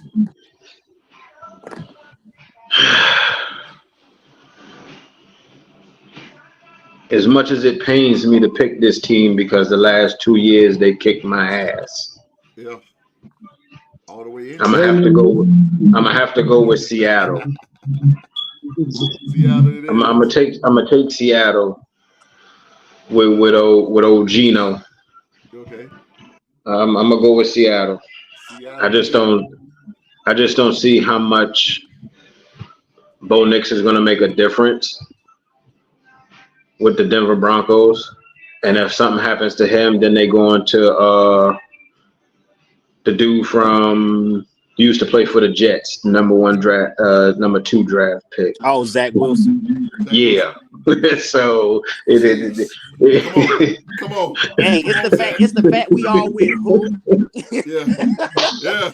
Come on, Zach. Who? Come on, Zach. I want Zach to talk, baby. Come on, Zach. Look, I know it's gonna be barbecue chicken if he does play for y'all and in the Raider Nation. Y'all gonna be eating on Come that. on, Zach. But Come on. I'm gonna go with Seattle on this one. They've been a good team for the last few years. Gino kind of resurrected his career a little bit in Seattle, turned it around a lot, and I'm just going with Seattle. That's it. Seattle it is. Devontae, Yes, you got sir. the Hawks or the Broncos? Oh man, they giving all my divisional opponents just toss ups, man. Fuck, I don't like this, man. Roger, what's going on with this schedule, They're big giving them dog? cakewalks. They What's got going on with cakewalks. what's going on with this schedule, big dog? Yeah, for real. But nah, man. I'm gonna have to agree with that, man. Give me the Seahawks. I was just fun fact. One of my friends that I went to school with, Kendall Hinton plays on the Broncos, and I'm sorry, big dog. Y'all ain't there yet. Y'all let go of Jerry Jeudy. Y'all still got Cortland Sutton there. I think Bo Nix is a great start. He's gonna be a good corner piece for y'all. I think he can be y'all future. Obviously by the amount of faith that y'all have put in him, naming him the first starter since John Elway. But yeah, that y'all are not competing, especially not in y'all division. So yeah, give me the Seahawks. Give me the Seahawks. Seahawks it is. Let's go to the legendary Q Dog. Broncos or the Seahawks? Oh man, when you talk about the Seahawks, man, they picked one player that I was trying to get in the draft, and that's that Brian Murphy Jr. Oh boy, I wanted him bad. I swear I wanted him bad, boy. I tell you, I was one pick away. I was that close. Yeah, I was close, but I didn't do bad in Dallas terms. But that being said, this Seahawks team, man, this is going to be my surprise NFL team that nobody talks about. Okay. Because they're out in the West. No, they're out in the West, and we're talking about 49ers and the Rams. And a lot of people are really overlooking this team because shout out to Gino for resurrecting his career. I really want to give him a shout out. And both sides of the ball, offensive, that receiving crew, the running back, and you're looking at this defense with Brian Murphy Jr., this secondary. This team can make some noise. They can make some noise. They're quiet as kept. And that's the only thing about them. You can sleep on this team. Denver coming in, start Bo Nix, bro. I'm telling you, you're going to get a welcome to the NFL moment. You definitely going to get it. Yeah, you're going to get it, bro. Yeah, you're going to get it, bro. It's going to happen to you. Yeah. You're going to get that heat. So that being said, I can see Denver coming in there to the Seattle Seahawks. I don't know what's about Roger Goodell, but they always got us playing this team in the regular season, going to play them, which has always been a tough team. But I tell you, man, both sides of the ball, this team is going to be tough. They're a sleeper team. A lot of people not talking about it. So I'm gonna take the Seahawks. Well, watch out for them, and that's my sleeper team for this season. Yeah, I need to get me a sleeper team. And you gave some great key points there, Q. I agree with you on that. Great key points there. Mr. Episode, Broncos or the Hawks? I think it's gonna be a good game, good matchup. Denver, I think, has something in Bo Nix, but they still need to build some more pieces on that team. Oh, big time. Gino was up and down last year. He wasn't the same Gino we saw light up the league 2 years ago. So I'm interested to see what he does. I'm low-key expecting big things from Jackson Smith and Jigba. I think he's going to take over Tyler Lockett's spot as like the speedy slot receiver. So yeah, give me the Hawks. Give me Seattle on this one. This is unanimous. Seahawks it is. Down the board. All right. This is down the board. Next game, we have the Raiders of Las Vegas. Las Vegas Raiders. SoFi Stadium to take on the Los Angeles Chargers This is a AFC West divisional game. And we'll go to the dog. The Raiders or the Chargers? Oh man. Wow, I'll tell you what, this is a divisional game starting off top. Yes, sir. These two teams don't like each other. We know that. This is the Jim Harbaugh era. Yes, sir. Yes, sir. Welcome back to the NFL, Jim Harbaugh. Yes, one thing about I could say about the Chargers, they have been in games. They make you scratch your head sometimes because they've been in game, been winnable games, but they just don't know how to win. Now they're bringing a coach that's going to show them how to win. They lost Keenan Allen, so it's going to be hard to replace him. So that being said, with the Raiders coming in, Antonio Pierce, I like his attitude, how he got the players playing. I like that interior line of the Raiders. I like Max Crosby. That man is a freak of nature. That man has a motor that don't quit, and you just got to play him all day, game long. I like to see him when he on the sideline when they take him out. He looked like a pit bull just slobbering ready to get back in. And so you know, I really enjoy the passion that he brings for the game. I really do. And so that being said, I think I'm going to give the edge to the Raiders on this one. So I'm going to take the Raiders on this. In a hard-fought game, the Chargers and everything, they're not really having the puzzle together. I think that Antonio Pierce has this team together a little bit more than Harbaugh does. So let me take the Raiders on this one. So Raiders it is from the dog. Direct. Raiders or the Chargers? Direct. Hello. I think you're going. He's looking forward to the 2025 season because he knows the Giants ain't gonna do nothing in 24. They ain't gonna do nothing tomorrow. That's why he's scared. Going down tomorrow. Oh, it's over for him. We'll get Devontae and D-Rex pick when they come back. Mark, what's the game? Oh, there goes Devontae. Devontae, you got the Raiders? You got the Raiders or the Chargers, Devontae? Jim Harbaugh, welcome back, first of all. That's your boy. We miss you over there in the Bay. Just want to let you know. We love Kyle Shanahan, but we miss you over there in the Bay, big dog. We did some special things when you was there. Welcome back. So yeah, welcome back, Jim. I know they're gonna be competitive this year. They got Justin Herbert. Even though they did lose Keenan Allen, did lose Austin Eckler, I still think that Jim is just that great of a coach that he's gonna figure it out. He's gonna pull them together. And keep in mind, he is an excellent drafter. By the way, he is an excellent drafter. I do like their wide receiver, McConkey, that they got. Mm-hmm. He looks really good. In a couple games that we did see him. I gotta get an edge to the Raiders though. Give me the Raiders. The Raiders. My man. The Raiders. It is. Yeah, we're gonna come in whooping some ass here. D-Rex, are you there? I'm here. You got the Raiders or the Chargers? Ooh. Nice, good divisional game. It is. I'm going to take the nation. Come on with it.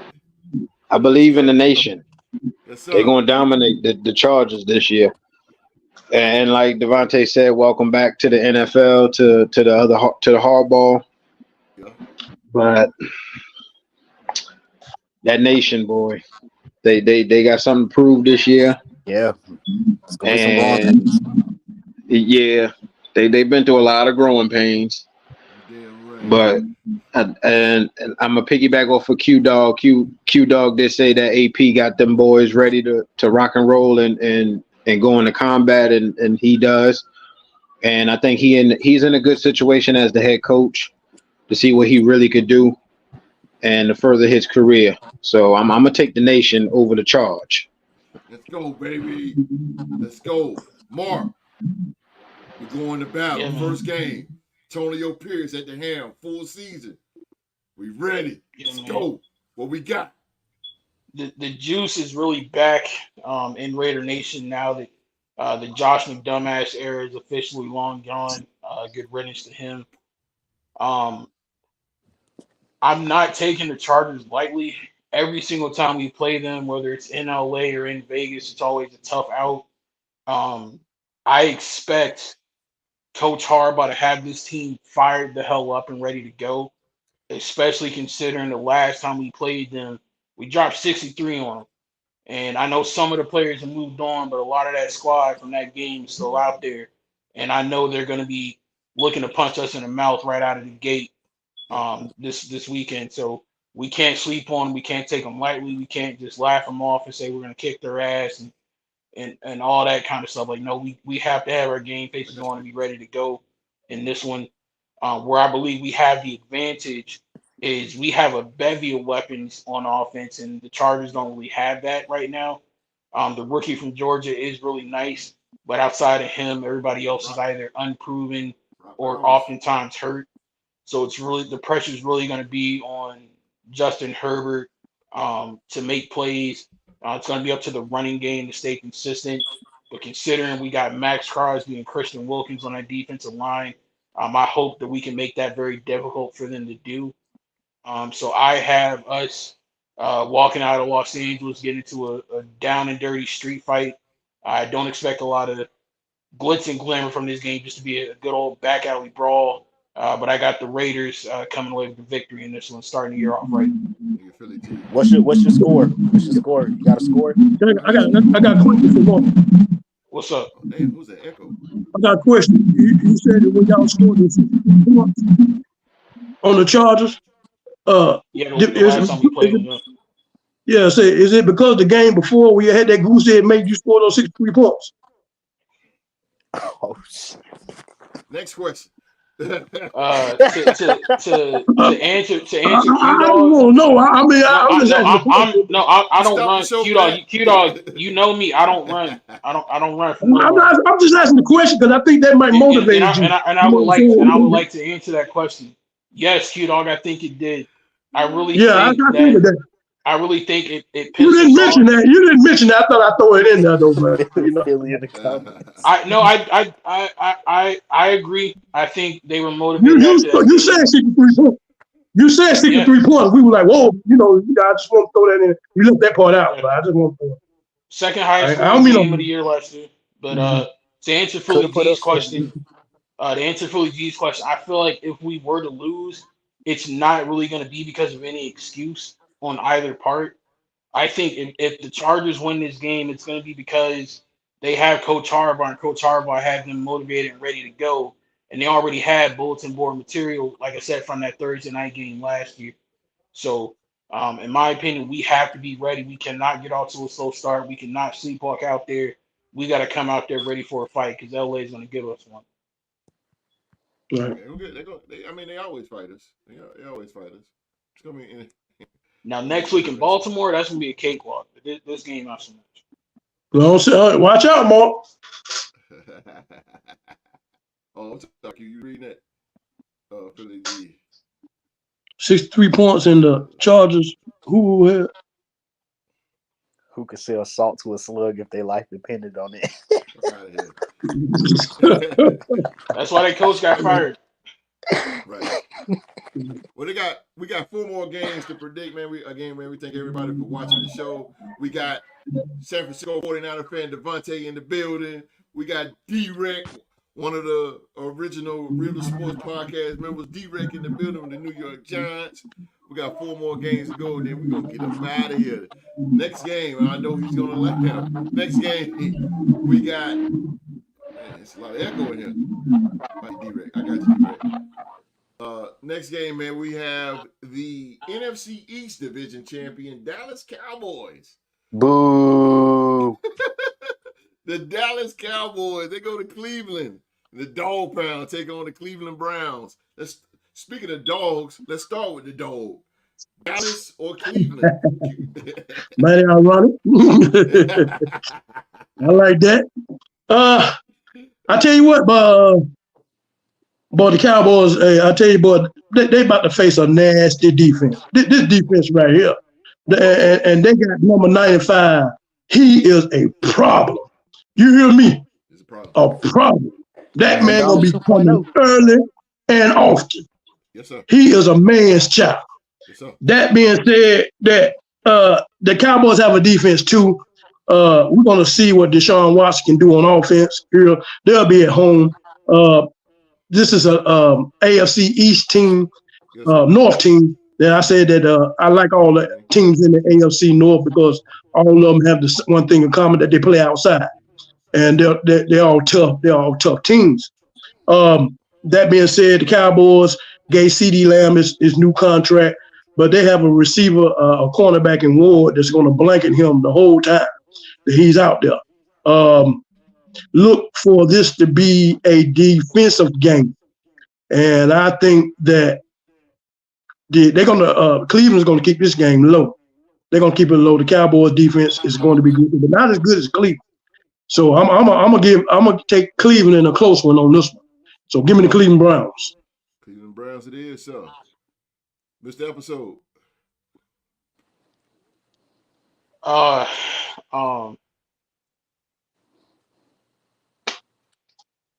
Damn. My bad. Shit. Going to overtime. You better take that better than the L. No, you don't understand. No. I got Cleveland's defense being the reason why they get the dub on this one.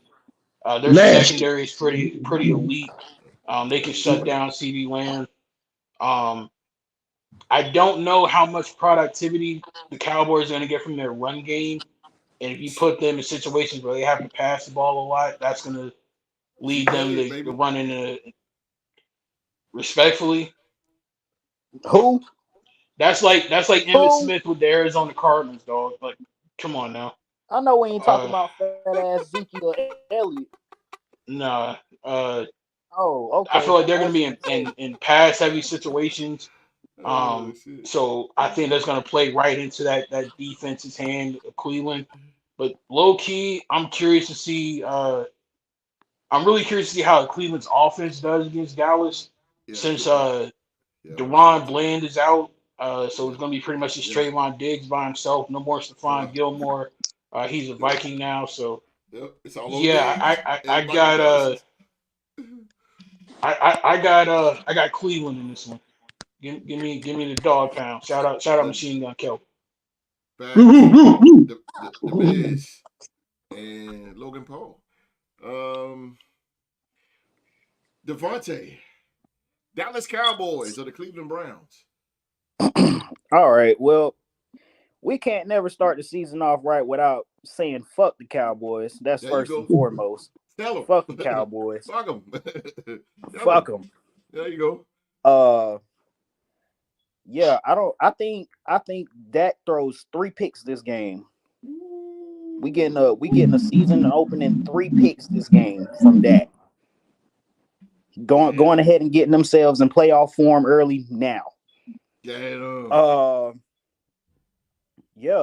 like, just like everybody else said, Cleveland's defense is just too unreal right now. I think Ward is a good matchup on CD. Yes, I think CD's going to be productive, but he's not going to be. It's not going to matter in the grand scheme of things. Again, no faith in fat ass Ezekiel Elliott. They let go of you let go of your best running back in Tony Pollard. I mean, you might as well at this point call up Dalvin Cook from the practice squad. So I mean, that's their best bet at running back. It's the best bet. What else? Brandon Cooks out there. I mean, when's the last time we seen Brandon Cooks be good? That's what I'm saying. He's a slot guy. I mean, come on. Exactly. Like, I mean, you take the last year he was second on the team in receptions, but had like barely 700 yards receiving. Yep, exactly. So slants. I see Dallas taking another. I mean, my bold prediction for this year is Dallas doesn't even make the playoffs. Yeah. It's only one team out of the East that'll make the playoffs this year, and I think the Commanders will finish better than the Dallas Cowboys. My bold prediction: Mike McCarthy gets fired. Week 10. Week 10, he gets fired. Week 7. Oh, No, damn. okay, we around the same, man. We're around the same area. 7 to 10. I say 10. Oh, well, Mark just gave me a wow. Sorry for you Green Bay Packers fans, but Malik Willis will be your quarterback because Jordan Love injured his MCL. He's out. He's going to miss most of the game. MCL is usually about a month or two. He'll be out for a minute. Jeez, so what we talking possibly? That's like 8 games. Yeah, that's about 8 games. Sheesh. God damn. I feel sorry for the young man. I really do. Yeah, he about, man, Green Bay's going to shit. And then, like I said, A.J. Dillon is out for the season. Oh, my God. Well, Malik, next man up. Man up. D-Rick, I already know. I know D-Rick. D-Rick.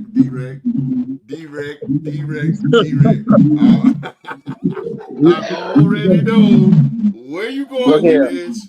But look here. The floor is yours. Look here. I agree with everybody on this podcast. I'm going with the dog pound. Shout out to Q Dog.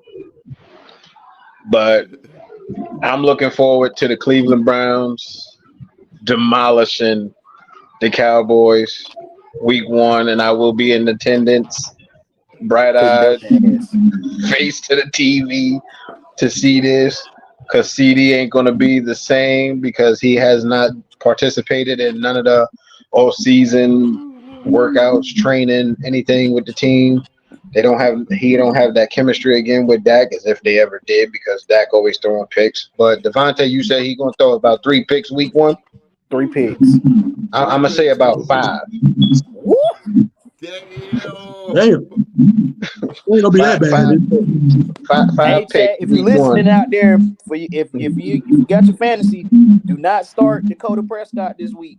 Remember Cooper Rush? About 5 picks week 1. Myles Garrett is going to be in that backfield all day long.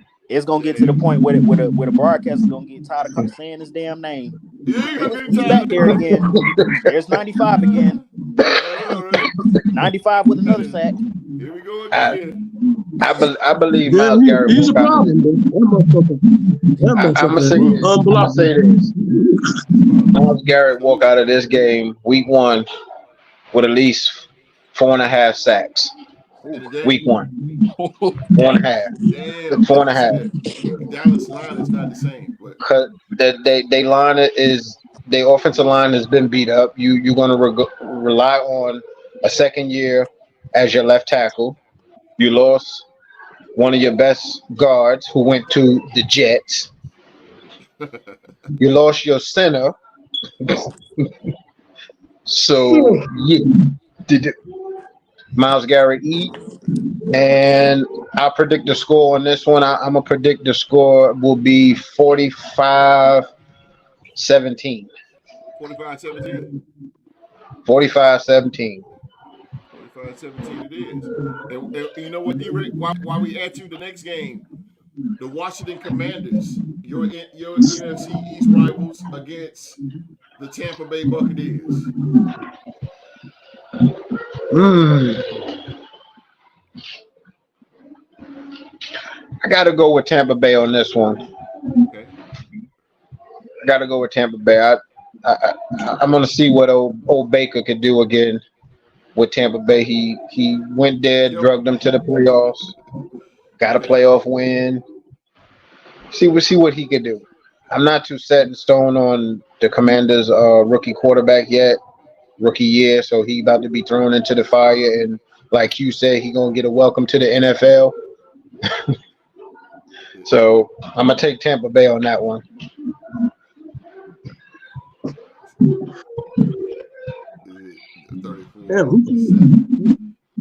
Damn. 30-47 on Cleveland? Oh, he doing. Oh, no. Philly G doing reverse psychology. He told me. He doing Okay. reverse psychology. Yeah, he doing it. Yeah. He flipping around. I know. But Mark, Washington or Tampa Bay? He ready to leave. Man, Tampa Bay cannot sleep on Washington. I think Mr. Daniels is going to be pretty electric. Yeah. I'm excited to see what he can do. I still don't know about that offensive line that they have, but I think his talent and the receiving talent around him is going to do pretty good. They're still pretty good on defense, but I never pick against my main man Baker Mayfield. That's my dog. I've been rocking with him, so he missed. Oh, thank God. Oh, my bad. So yeah, you good, bro? You good, bro? Thank God, bro. Give me Baker Mayfield. That's my dog. Give me Baker. Yeah. I feel you, bro. I feel you. Take your time. Oh God, he missed it. Take your time. I understand. He went wild left. Thank you, God. All we gotta do is kick a field goal, bro. Let's go home. Let's go home. Let's go home, ladies and gentlemen. Oh boy. Let's go home. Let's go home. All right. Devontae, Washington or Tampa? We have 2 more games. I gotta side with Mark on this one, man. I like Baker. It's something about when a franchise truly believes in you, and you can tell that they truly believe in Baker down there. When people believe in you, you tend to do some really, really great things. You know what I'm saying? It gives you that air of confidence, and it gives you that belief that I got these motherfuckers behind me, and I can take anything on any challenge. There you go. That's I can take on any challenge. I love their defense. I love the pieces that they still got around them. You know, Mr. 1,000 yards, Mike Evans still catching balls down there. Pause. Mm-hmm. But but yeah, they still got a good receiving core. I love White. The defense is still there. Give me Tampa Bay, man. Tampa Bay it is, sir. All right, let's hear from the legend himself. What you got there? Q? Well,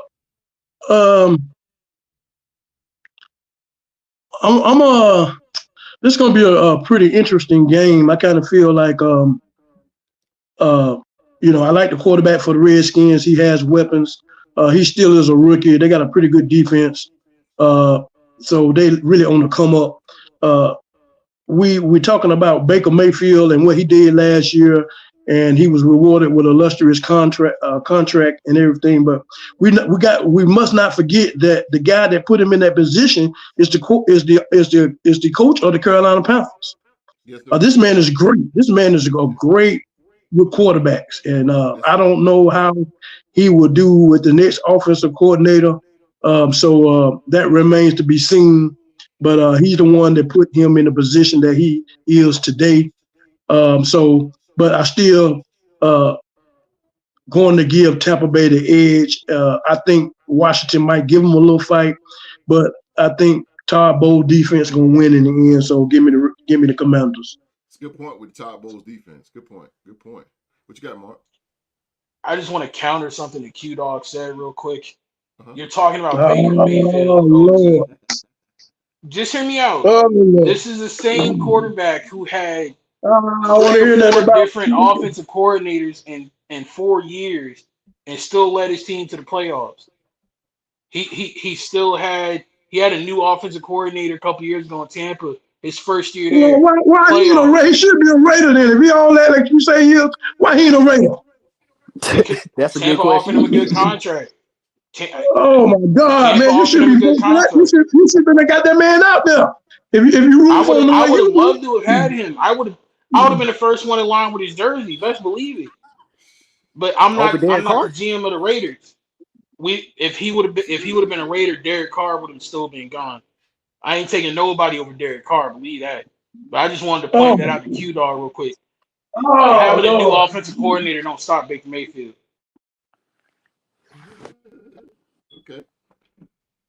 Now, if this was Lamar Jackson we were talking about, it'd be a different story. But we're not talking about Lamar Jackson right now. We're talking about the man that was Hell picked no. Here you 31 picks go. ahead of Here him. we go. Here you go. I'll be damn. All right, man. 2 more to go. 2 more to go. Next game. This is the Sunday night game. We have the Los Angeles Rams. Well, I'm just picking on Devontae today. the Los Angeles Rams, they take on the NFC North Division champion Detroit Lions. D-Rex. You got the Rams or the Lions?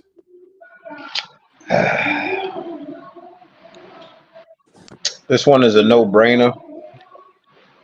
I'm going with those the Lions because I was on record saying that the Lions is an up and coming team, and they managed to get themselves to the NFC Championship game last year. I like what they got, so I'm gonna take the Lions on this one. Do you like them to get back? Possibility. I can see them getting back again against 49ers. 49ers, Lions again. NFC Championship game again. I can see that. You know Detroit want that smoke. Oh no. We'll see because I want Detroit got a lot to prove because they don't want to be flashes in the pan. They had a great season last year. Don't get me wrong, they won the division, hoopla, throw babies in the air. But can you repeatedly? Continuity is a big thing in the NFL, in professional sports alone. Continuity. So that's how you get your respect. Continuity. James Jones, welcome to the show. He says, Philly G, so love, go to. Huh? You got something for you, Philly G. James Jones. All right, so let's go. Mr. I think he's asking. I think he's asking. Does Jordan Love have to go then? I think that's what he's trying to say. So love go there. Okay. Well, anyway, this episode you got the Rams or the Lions. No more Aaron Donald. Thank God. No more Aaron Donald. So he said, "Thank God." I know that's right. Good luck trying to replace that Hall of Fame talent. Cooper Kupp and Puka Nacua are going to be a problem, especially if he's out for a few weeks. Stafford can get him the James ball. Jones. Yeah, he's out for a few weeks, James Jones. It's funny, ironic he got James Jones, former Green Bay Packer wide receiver. Anyway, former Raider wide receiver and Raider. That's right. Thank you. But yeah, Mark said MCL sprain, and he'll probably most likely when you get an MCL sprain, you're out for a month or two. Mostly, that equals the 8 games. So you should be out about 8 games. That's very detrimental right now in the season. Very detrimental to the Green Bay Packers. Go ahead, Mark. But I'm sorry. in this game, I'm a roll with Barry Sanders University and go with the Lions, man. Okay. I think their defense is going to be better, especially with the picks they got in the draft this year. The offense is going to be explosive, very, very well balanced, and Goff is going to continue his run. I feel like, and I hate to do it to you, Devontae, but they should have beat y'all in that NFC Championship game, my guy. So I'm going with Detroit to get the dub this week. Okay. All right, I'm gonna bounce that ball back over. I'm gonna bounce it down to Devontae. He said your Lions should have. He said the Lions should have beat your 49ers. So, by the way, let's go. That wasn't gonna happen. That wasn't gonna happen. I'm sorry. They were a really good team last year, and no disrespect to Detroit Nation, no disrespect to Eminem or none of those guys up there, but it wasn't your time last year. It wasn't your time. It was really in the cards for us to get back there. We had revenge on our minds, and we really wanted to play the Eagles. We really didn't want to play y'all. That's no disrespect. Again, no disrespect to the Lions, but we really wanted the Eagles. And unfortunately, the Eagles had to blow up on themselves. And, Tampa Bay whooped that ass. Yeah, Tampa Bay belt the ass, so we didn't get a chance to play them. Baker Mayfield did that. Yeah. There you go. Oh, I'm sorry. Baker Mayfield put belt to ass. So who you got there? Rams or the Lions, Devontae? The Rams are going to be it's going to be my Niners' biggest foe this year. They are they're totally complete on offense. Totally complete on offense. You got a healthy Triple Crown receiver in Cooper Kupp on one side. True. On the other side, you got up and coming rookie Fatman, fresh off of 1,300 yards last year, Puka Nacua, who just did us turned us every way but loose last year. And he did a lot of folks like that. Kyron Williams looks really good. They got the rookie out of Michigan, Blake Corum. Matthew Stafford, I mean, say what you want about him, but when he's on, he's definitely top 10 in the league. Or, I mean, you can bait that if you want to, but when he's on, he's arguably one of the best in here in the league to do it. Saying all of that, still give me the Rams. Give me the Rams this game. Damn, give me the Rams this game. I just don't think. I think it's gonna be. It's probably gonna be like 24-27. It's not gonna be easy. It's gonna probably be like 24-27. Okay. D-Rec, you said you chose already. You chose the Lions, didn't you? The Lions it is for D-Rec. And we got in Marco. So let's last but not least the dog. You got Rams. You got Rams or the Lions. I tell you what. This is Matthew Stafford's homecoming. Yeah, it is. I ain't thinking it is. That's it. That's true. He played a lot of good years in Detroit. He's going to be hyped. You best believe that. And he has the receiving core that he can get hyped with. Plus a coach that can call plays and put them in position to stay in the game, and they're still a good productive team.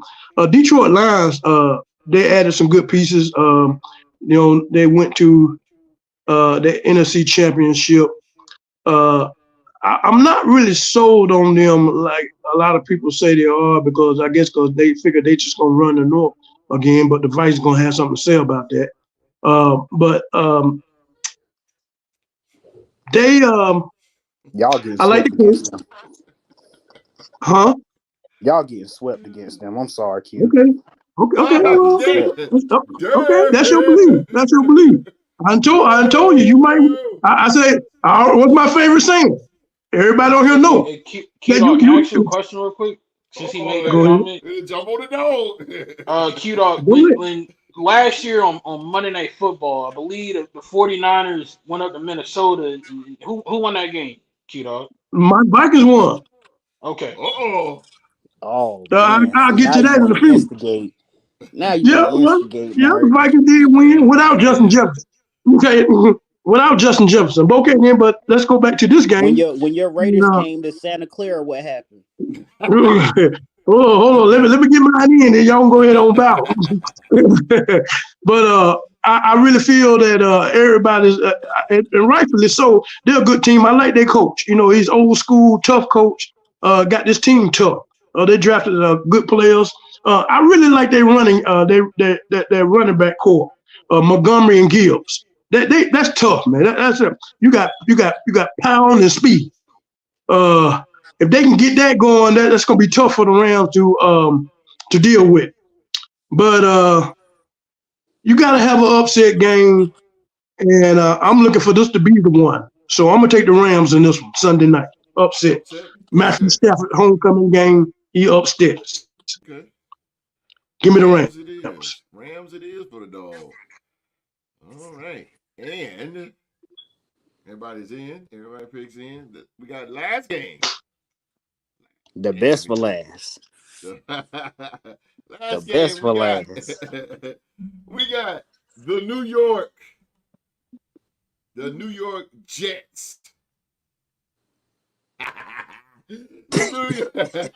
The New York Jets. They go to Levi Stadium to take on the defending NFC champion, the San Francisco 49ers. Q, who you got, man? The Jets or the 49ers? This is going to be a banger. Monday night game right here. This is a banger. Yeah, we said it's going to be a banger. Say what now? I said tread carefully, Q, because I like you. You cool. Okay, then. All right, okay. I appreciate that. All right, Devontae. Yes, it's going to be a tough one here. And the reason why I say it's going to be a tough one, we're looking at one of the faces of the NFL coming back to the NFL after injury. We're talking about Aaron Rodgers. We got to put that out there. He goes in to face. He start out his injury to face one of the toughest teams in the NFL, the San Francisco 49ers. The thing about the 49ers that I like about the 49ers is really not their defense. I think the heartbeat of their team is Christian McCaffrey.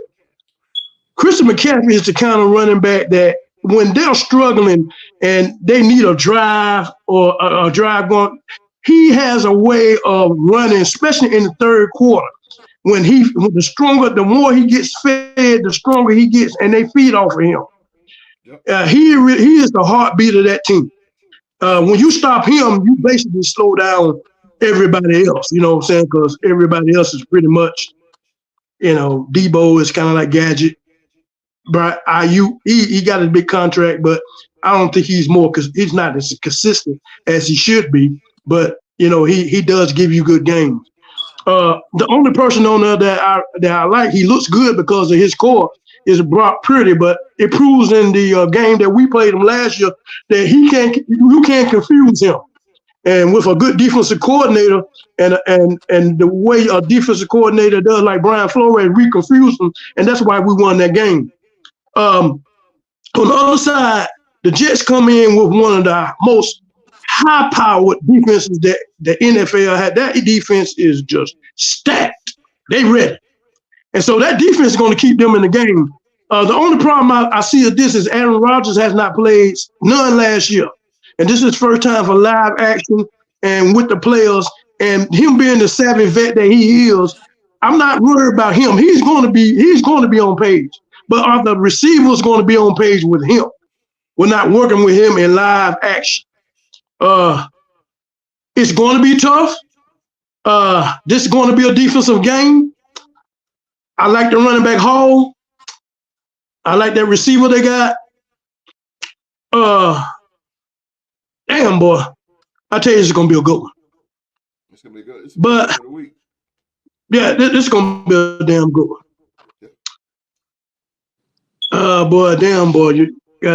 You're pulling me on this one. Because I really like that damn defense for the Jets.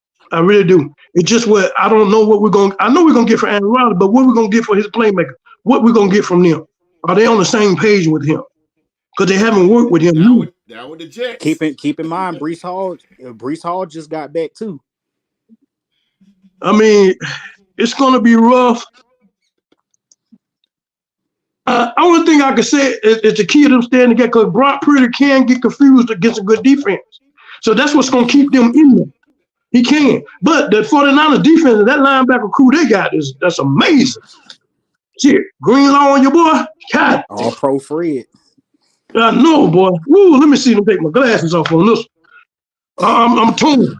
I'm torn because Aaron Rodgers, man, I'm telling you, you can't count that dude out, man. No. It's gonna be a fighter. But in the end, I'm gonna take the Jets because I'm gonna go with Aaron. I'm gonna go with the savvy vet.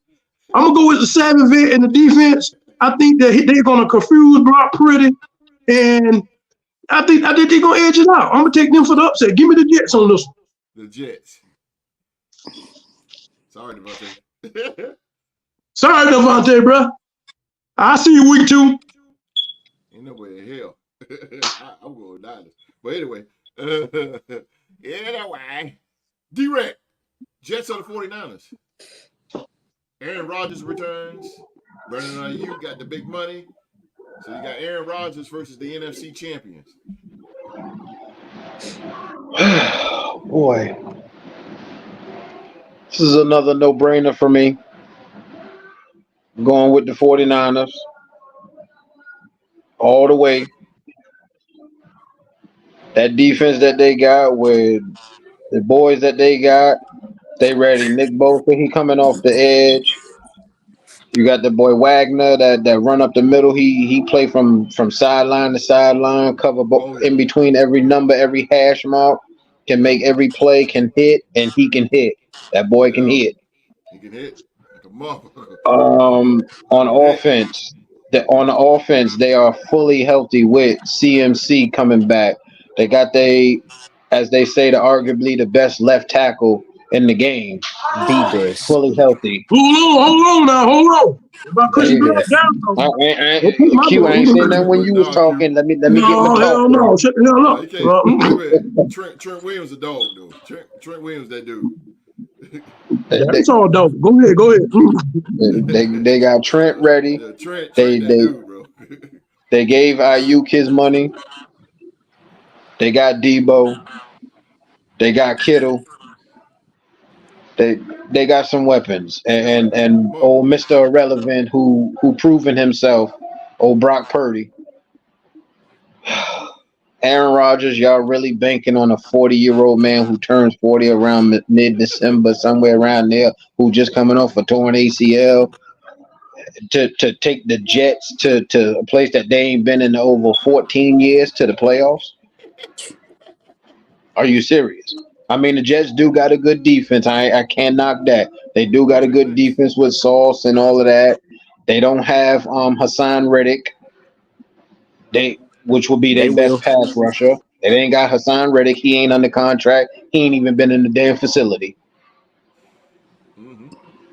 That's true. He Aaron Rodgers ain't played no game since the first 4 snaps of last year.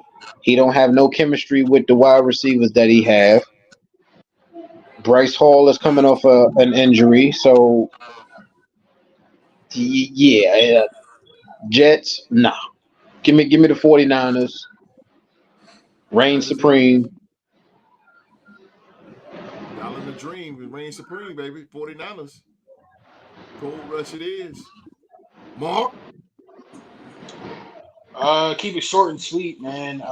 Aaron Rodgers on offense is going to be playing with the all-injured reserve team. He's going to be out there trying to make a dollar out of 15 cents.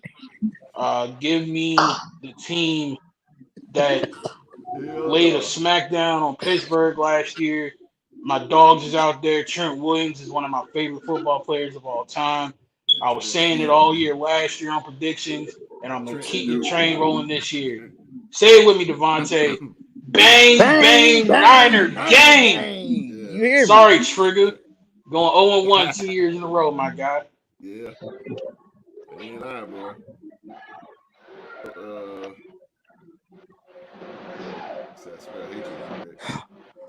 Hey, Philly G, how you doing, buddy? There's no way you smell hatred, bro. There's no way you smell that, Philly G. You smelling something else that ain't hatred, bro. Because you say you Philly G, all right. Jets in the upset.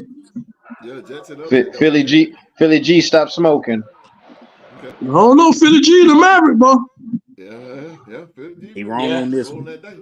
All right. Devontae, you got, well, of course, I mean, you're the 49er fan, so what is the game plan come Monday night, man? You are playing a pretty tough defense in the New York Jets and the return of 4-time MVP Aaron Rodgers. So what is the game plan going in Monday night with your San Francisco 49ers? Well, I think this game's gonna come down to time of possession. To be honest, this game, how well we can control the ball. Like Q said, we have the heart of our football team, Christian McCaffrey. Is always gonna be that locomotive for someone we can count on. We got Debo on one side, Brandon Ayuk finally, after all of this crazy stuff in the offseason, finally got him under contract. Got the big silverback blocking on that left side, which I can't tell you how crucial that is that we have him under contract. Got him going. Our defense, I mean, what do I have to say about our defense? I mean, all pro Fred, Dre Greenlaw, Darrell Luter back there, the front four, Bosa, Bosa. I mean, and then we don't even have Thomas? Hufanga back. We don't even have Hufanga back yet. You know what I'm saying? Holding down that secondary spot, and we addressed a lot of our secondary issues too in the offseason as well. Our biggest question is definitely going to be outside of Trent Williams on that offensive line. Who else is going to step up? I really love our rookie that we just got, Dominic Pooney. I really like him at right guard. We're going to see how that center position holds out. I am not a fan of Mike McGlinchey. I hope we get rid of him sometime soon. Yeah. I really, even though the Jets, again, juggernaut defense, I really feel like this is going to be Brock's time to show and prove once again that he is a top 10 quarterback in this league going into year 3. He is a top 10 quarterback in this league going into year 3. Mm-hmm. You can shake your head all you want, Q Dog, but in the biggest games, what we do, perform and shine. Philly, he does. Let me remind you, Philly, when we finally got Brock Purdy back, what happened, big dog? What happened, big dog? Trust me, he know. He know. No, them Cowboys know those it too. who don't know. Wall What happened when he came to Minnesota, though? Watching somewhere too. What happened when he came to Minnesota, though? Huh? Oh, Lord. What happened when he came to Minnesota last year? It wasn't much of that. We had an off game. Off games happen. Oh, okay then. Off games happen. That's what happened in this league. Do y'all play this year? Okay. How many off games did y'all have last year? How many off games did y'all have last year? Huh?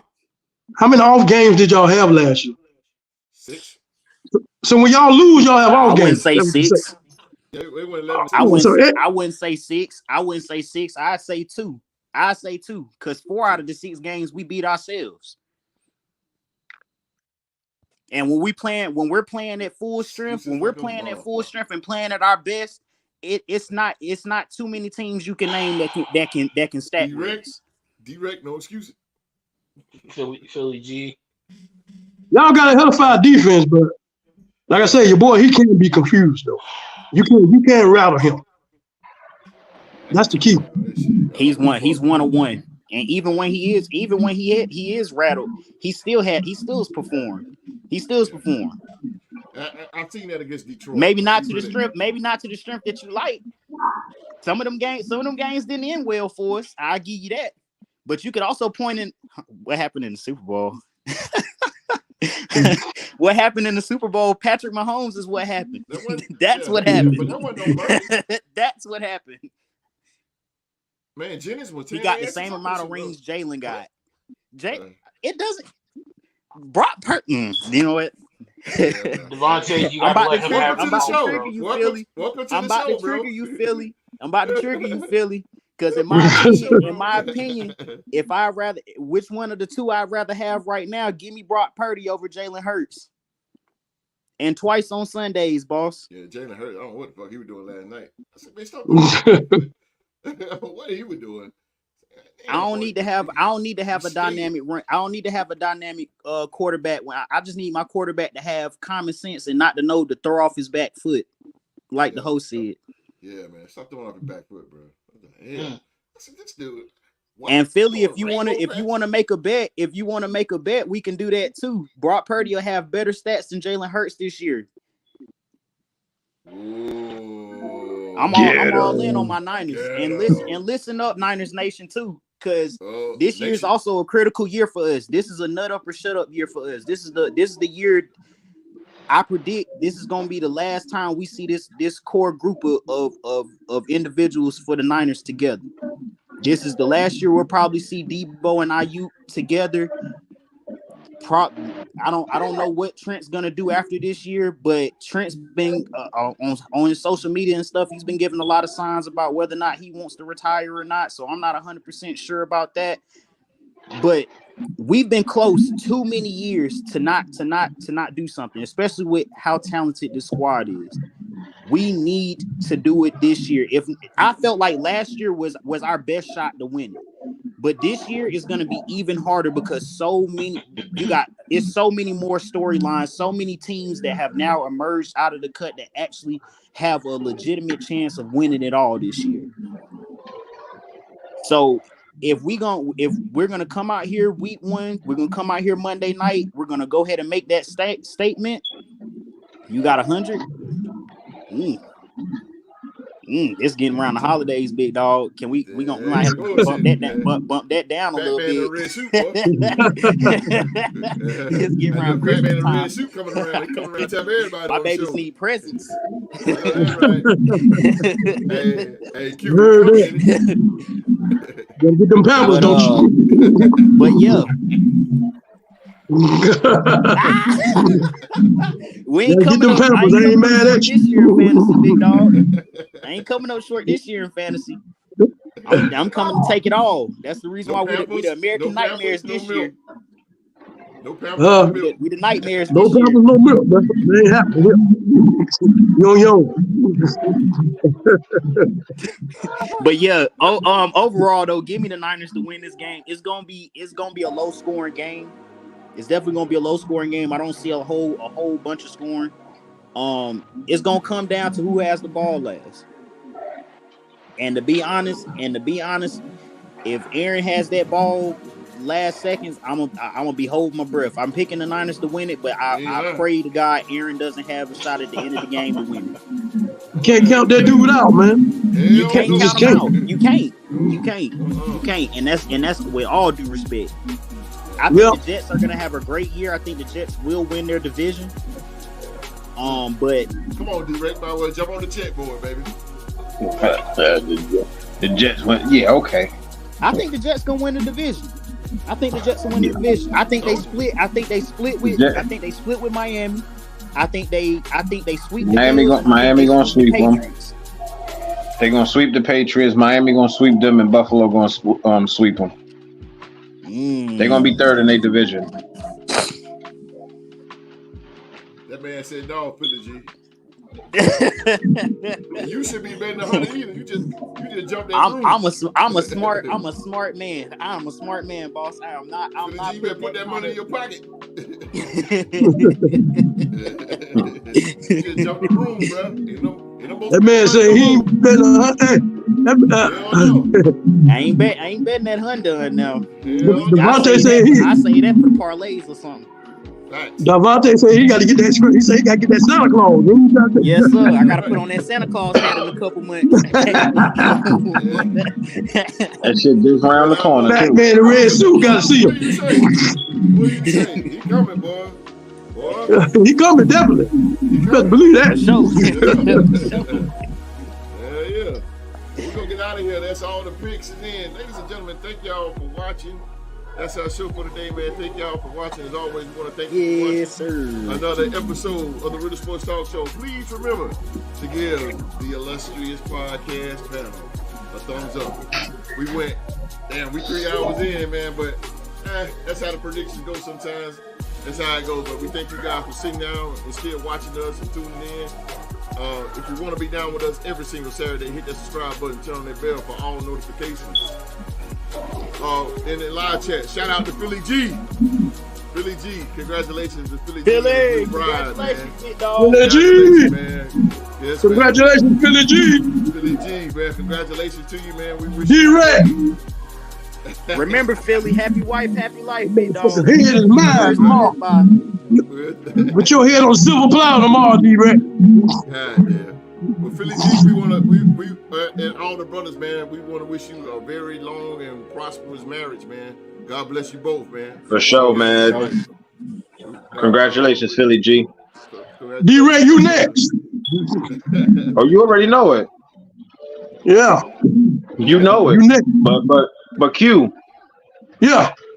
Tomorrow I'm gonna choke you the fuck out. No, you gonna get choked the hell out. Choking you out. You gonna get choked the hell out. Okay, you getting choked out tomorrow. Okay. Who Philly G got? Vikings or he got John? Who he got? Philly G. Philly, who you got? He got the Vikings. There you go. Everybody chose the Vikings. Everybody got the Vikings. So what that tell you? You get choked out. Everybody hand on your throat. And watch how mad all y'all be when the Giants beat the Vikings and y'all come in there Oh, wagging y'all Ain't tails nothing between your to legs. do with it. Okay, Q don't hide. I I'll want let you to talk your post shit when on you Tuesday. lose. I'm gonna put this horn so And come hard. on the show. I'm gonna put this horn so far up in your ass tomorrow. I'll put this horn up in your ass tomorrow. Remember that You gonna horn? lose. She gonna be blowing purple. You gonna lose tomorrow, bro. You going down 1 o'clock. Mom, if we bring that heat or what tomorrow? Hey, bro. You better bring something. Dallas Turner and Daniel Jones gonna get real acquainted with each other. I'm trying to tell you. Oh damn! Best of friends. Up You're and close right. and personal, huh? Dallas Turner ain't no joke, man. You may be right. You may be right. But I know Thibodeau and Burns gonna have a nice, good old meeting with old Nah, bro. Donald Duck. Nah, bro. We got the bookends for them. We got O'Neal and Darisaw. They ain't getting enough. Shutting that down. We gonna chop them bookends down. We got It's gonna all be pro about bookends, bro. who see the They ain't You got getting the enough. problem, and then you got the problem coming up the middle with number It's gonna 97. come down to who see the ghost first. That's the only problem I got right there. That's the only He problem. gonna see Donald Duck gonna see I'm some gonna give ghosts you that. tomorrow. But you got to see number 18 and number 3. You got to see 18 and 3. Hey, That's Mark. okay. Oh, that's okay. Old memories in it, Mark. Yeah, man. Q, Old Tuesday night memories. Q, you better pray these 3 don't get home. Who? Better pray them Man, 3 they don't about get to home. drag. Talk about some damn bait. You ain't got no corner stop Justin Jefferson. They gonna drag y'all ass. Watch. Justin Jefferson gonna be on lock. You believe that, Devontae? You believe that? He gonna get 1 hour just to go out for recreation, just to stretch his legs. Who they got out there at corner? Some dude named Banks. I don't know who. I don't know who the hell Deontay that Banks. is. You think you gonna stop Justin Jefferson? Of course. Jay You don't know. That's Jay Jettas. What you think, host? That's Jay Jettas, big dog. That's what I said, Jay. I don't care who it is. Justin Jefferson's a whole other goddamn breed. I don't care who it That's is. a whole He gonna different get shut breed, down. you hear me? Yeah. That's a different He gonna breed. get shut down. Plain and simple. Yeah. He gonna be doing that damn gritty dance about 2 times tomorrow, I think. Well, Doing that damn gritty dance about 2 times tomorrow. well, he ain't do it the last time we played. That was 2 years ago. Hey, he ain't do it. So Justin Jefferson not getting 100 yards tomorrow. No Nope. scores. Not 100 yards and not a score. Nope. What? He gonna What be he on just said? You heard that right. Y'all heard that right. Nobody don't even believe that. Take the under on the touchdowns and under 100 yards. He gonna be on lock. You smoking? He gonna be on lock. What you say about that, Mark? My boy said no. They're not. The one thing you gotta understand, Q-Dog, the Giants are not the Raiders. They can't do what we did and shut Justin Jefferson completely down. They can't do that. So nah, bro. Okay. Somebody's phone ringing.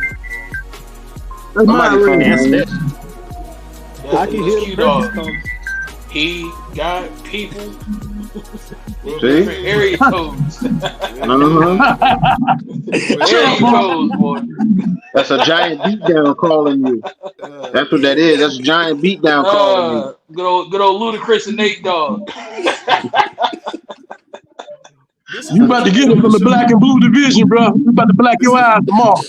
Ladies and gentlemen, this is what you guys get when y'all hit subscribe button. Get this shit every Saturday from these dudes, man. I'm trying to tell you. I'm glad you showed up today because you've been talking junk since May. And I ain't never seen your face. Finally put your face. But I'm telling you what, you see that claw right there? that is Dallas Turner hand coming at you. That hand ain't even gonna get nowhere close. Man, ain't nobody talking about Darius Slay, Philly. You don't think Dallas Turner gonna get up in there? Nope. Mark, what you think? Q-Dog. He ain't gonna get home. Let him drink. He ain't getting home. He thought he deserved one more shot at the NBA title. You think Dallas Turner gonna get up in there? Don't try to tag in Mark to fight your fight. Stand on your own 2 feet, No, man. I'm asking. I'm just asking everybody else. No, ain't no ask. Don't ask nobody. You stand on your own 2 feet. I'm standing Nah, against man, mine. you You got to stand stand. on You yours. ain't gonna be on your 2 feet. You gonna be on the Q, ground. Get I know used you to ain't that gonna take turf out there. Q, I know you ain't gonna take that from no Giants fan, bro. He ain't got no Man, choice. come on, man. He ain't got no choice. Man, you He ain't just got no tripping, man. choice. You might as well shake your pom-pom. It's over with for you, dog. Hey, It's over for you, bro. You might as well sit Dallas down. Turner, he said 5.5. 5.5 sacks. 5.5. Yeah, You talking about for the yeah, season? yeah. He's delusional He said right for the now. season. He's smoking some of that cowboy What you shit. think? What you He's think, delusional. Devontae? What you think? What you As think? far as What you think Dallas Turner gonna do? Look, man, we gotta not get out not of 5.5 here. sacks. How many sacks you give him? None. Nah, probably about 2. Okay, I say that's about good. 2. That's still good. I say about 2. These people got stuff to So do. everybody say that he getting up in there. Yeah. This is Daniel Jones, y'all. This is Daniel Jones we talking about. This motherfucker went to Duke University. You know we don't trust. You can't trust no football players that come from out of Duke University. They a Out of basketball Yeah, school, and they yeah, and that they is they true. they mid at That basketball at that. Thank you. that They're is not, true. they're not like the Tar Heels, That's man. true. We Yeah, they don't do shit in the Duke NBA. don't produce no quality football players. What are They we don't. talking They about? You don't. got a point there. They don't. You got a point there, but that Duke football player, gonna kick the Vikings ass tomorrow. Just tune in 1:00. we Okay, gonna see. just tune in, y'all. We gonna see. He gonna do it. We gonna get out of That here, damn game man. can't get here This thing fast gonna enough. hold on. Damn, boy. Hey, You ain't gonna sleep at all tonight. We wanna I'm thank not. I work graveyard shift. everybody shut the hell up. We wanna thank hey, Lord. We gotta put a muzzle on these two. God damn. I've been trying to get a hold of your ass, man. God You been damn. squirming and running and every damn thing. Now you finally here. I want your ass on here every week. Not What you on with your ass. I want you here what you every say? week. What you say? Q nowhere to hide now, huh? Hell no. I got you in the corner now. I'm gonna choke your ass out every fucking week. You gonna have a voice box right there. You ain't gonna be able to talk no damn more. I'm gonna squeeze the hell out of your socket. I'm gonna squeeze you. I'm gonna crush you. You just make sure your ass there week 2. Don't fucking run and hide when the Giants I beat won't be you. there, but Don't you you better run be and there. hide. From week 2 and all the way to week 16. You gotta show up every week. That's the bet. You remember the bet we made? I remember. Wait, no. Refresh my memory. What happened? The What's the bet bet? we I made remember the is bet. that when he lose, he gotta be on the show every week for 16 weeks. Ain't that right, Hope? That's the That is bet. true. That is Don't true. your ass run. I don't hear no excuse. And don't you run. You better I'm gonna post come when to you New York and lose. get your ass. You better post when you lose. I Because if you I guess I don't, won't be posted. I'm coming for your neck. I know where you No, live. your hands too small. Okay. Your hands too Okay. damn small. You got baby Okay. hands. Okay. Your hands too damn small, bro. You You ain't the got hell them out, damn Q. mulligans like me, bro. You ain't got them blackjack mulligans. You got close. I'm gonna choke You ain't got you no the shit hell like out, that. Q. I I'm got the putting my eagle foot shit. right on. I'm gonna put my foot right on the damn dog's neck and No, step you ain't, on that bro. shit. I'm putting my steel toe on your damn neck. I'm putting the Devontae, steel toe on. this is what it is, bro. I'm gonna Oh, clamp down on he your said ass. he gonna I'm get the glad you steel showed. toes Hey, out. I appreciate you showing up though, man. Cause I thought you was a coward for real. Come on, Q. You You know still me. a coward though. I You appreciate know you me. showing up. You know I ain't my Represent your brother. You sorry know ass, I'm your not my whack ass brother. team. You know I'm not my brother. I'ma show up. I bet you won't beat the Cowboys this year. I bet you I will. I know Week you ain't 4. beat them in the last 8 games. I know you ain't gonna. All right, goddamn. But no. D-Rack, man, everything. D-Rack, good to see you, man. Thank you for showing up on the show, man. Appreciate you, man. You Another already. time. Appreciate you, man. Hey, win or go hard tomorrow. All right, man. It is what it When to go is, hard You man. already tomorrow. know I ain't. I'm looking Look here. forward. You I'm already know looking I ain't forward backing to down. reading the I chat know, bro. tomorrow, boy. Yes, sir. It's gonna be on tomorrow, It's man. gonna It's be gonna be on. on. But D, It's gonna D, 1:00, on. baby. Can't wait. yeah. And Devontae, man, appreciate you being on, man. Hey, I'm glad you made it. I know we long-winded. We usually don't be this long-winded, but this is first week of the season, so usually the show will be a little bit too short, man. But hopefully we get to see you in the future, man, you always welcome here, bro. Thank you. I appreciate that. Yeah, man, Mark been trying to get me on for a hot little minute now, so I'm glad we finally been able to, clear the time out and get on here. And I want to make, regular appearances on here. I'll definitely be here week 2. Yeah, okay, that's a bet, man. Whenever, man. Whenever you want to come on, man. Like I said, the door is always open to you, man. And you're on the show now, so that means you're a brother. My brother. Thank now. you. Thank you. That's love. Join the brotherhood, man. Yo, again, man, host. I appreciate you, man. Yes, sir. The breaking news is Jordan Love is going to be out 3 to 4 weeks. 3 to 4 weeks. So a month. See what I'm saying? About 3 to 4 weeks. Green Bay in trouble. OJ on the track in trouble. Yeah, they gonna fall behind the ball early. OJ on the track is in trouble. All right, so everybody, man, we're gonna get out of here, man. Devontae, I'll see you next week, dog. I'll see you next week. See you next week, big dog. Yes, sir. Yes, sir. I enjoyed you, though. I enjoyed you. Hey, I enjoyed all of y'all. You see that New York Park right there? You gonna be crying. Can you mute that man, Mike? Can you mute that man, Mike? Yeah, man. We gotta get out of here, man. We'll be back in the building this Tuesday. Yes, this Tuesday. Sports to talk about. We'll return. Yeah, we'll be back Tuesday. That's a bet. We'll be back Tuesday, man. We're gonna talk about the Sunday night game and the Monday night game at 7:00 and 7:00, and we will have the return of On the Mark. Our very own young Mark will give us that good college football news, man. On the Mark will be back next Tuesday. Oh, I can't wait. Yes, sir. Yes, sir. On the Mark, we'll be back next Tuesday. I can't wait to hear what young Mark got to say. We'll see you guys Tuesday at 7 p.m. right here on YouTube, man. The dog, you all right now? Don't take me out, hold on. I want to grab him by his damn throat right now. I need to start right now. I can't wait to 1 o'clock. 1 o'clock too late. Devontae, we'll see you next Saturday, man. We'll see you next Saturday, Devontae. Appreciate you, bro. See you, Devontae. Good to see you, D-Rec. D-Rec, good to see you, my brother.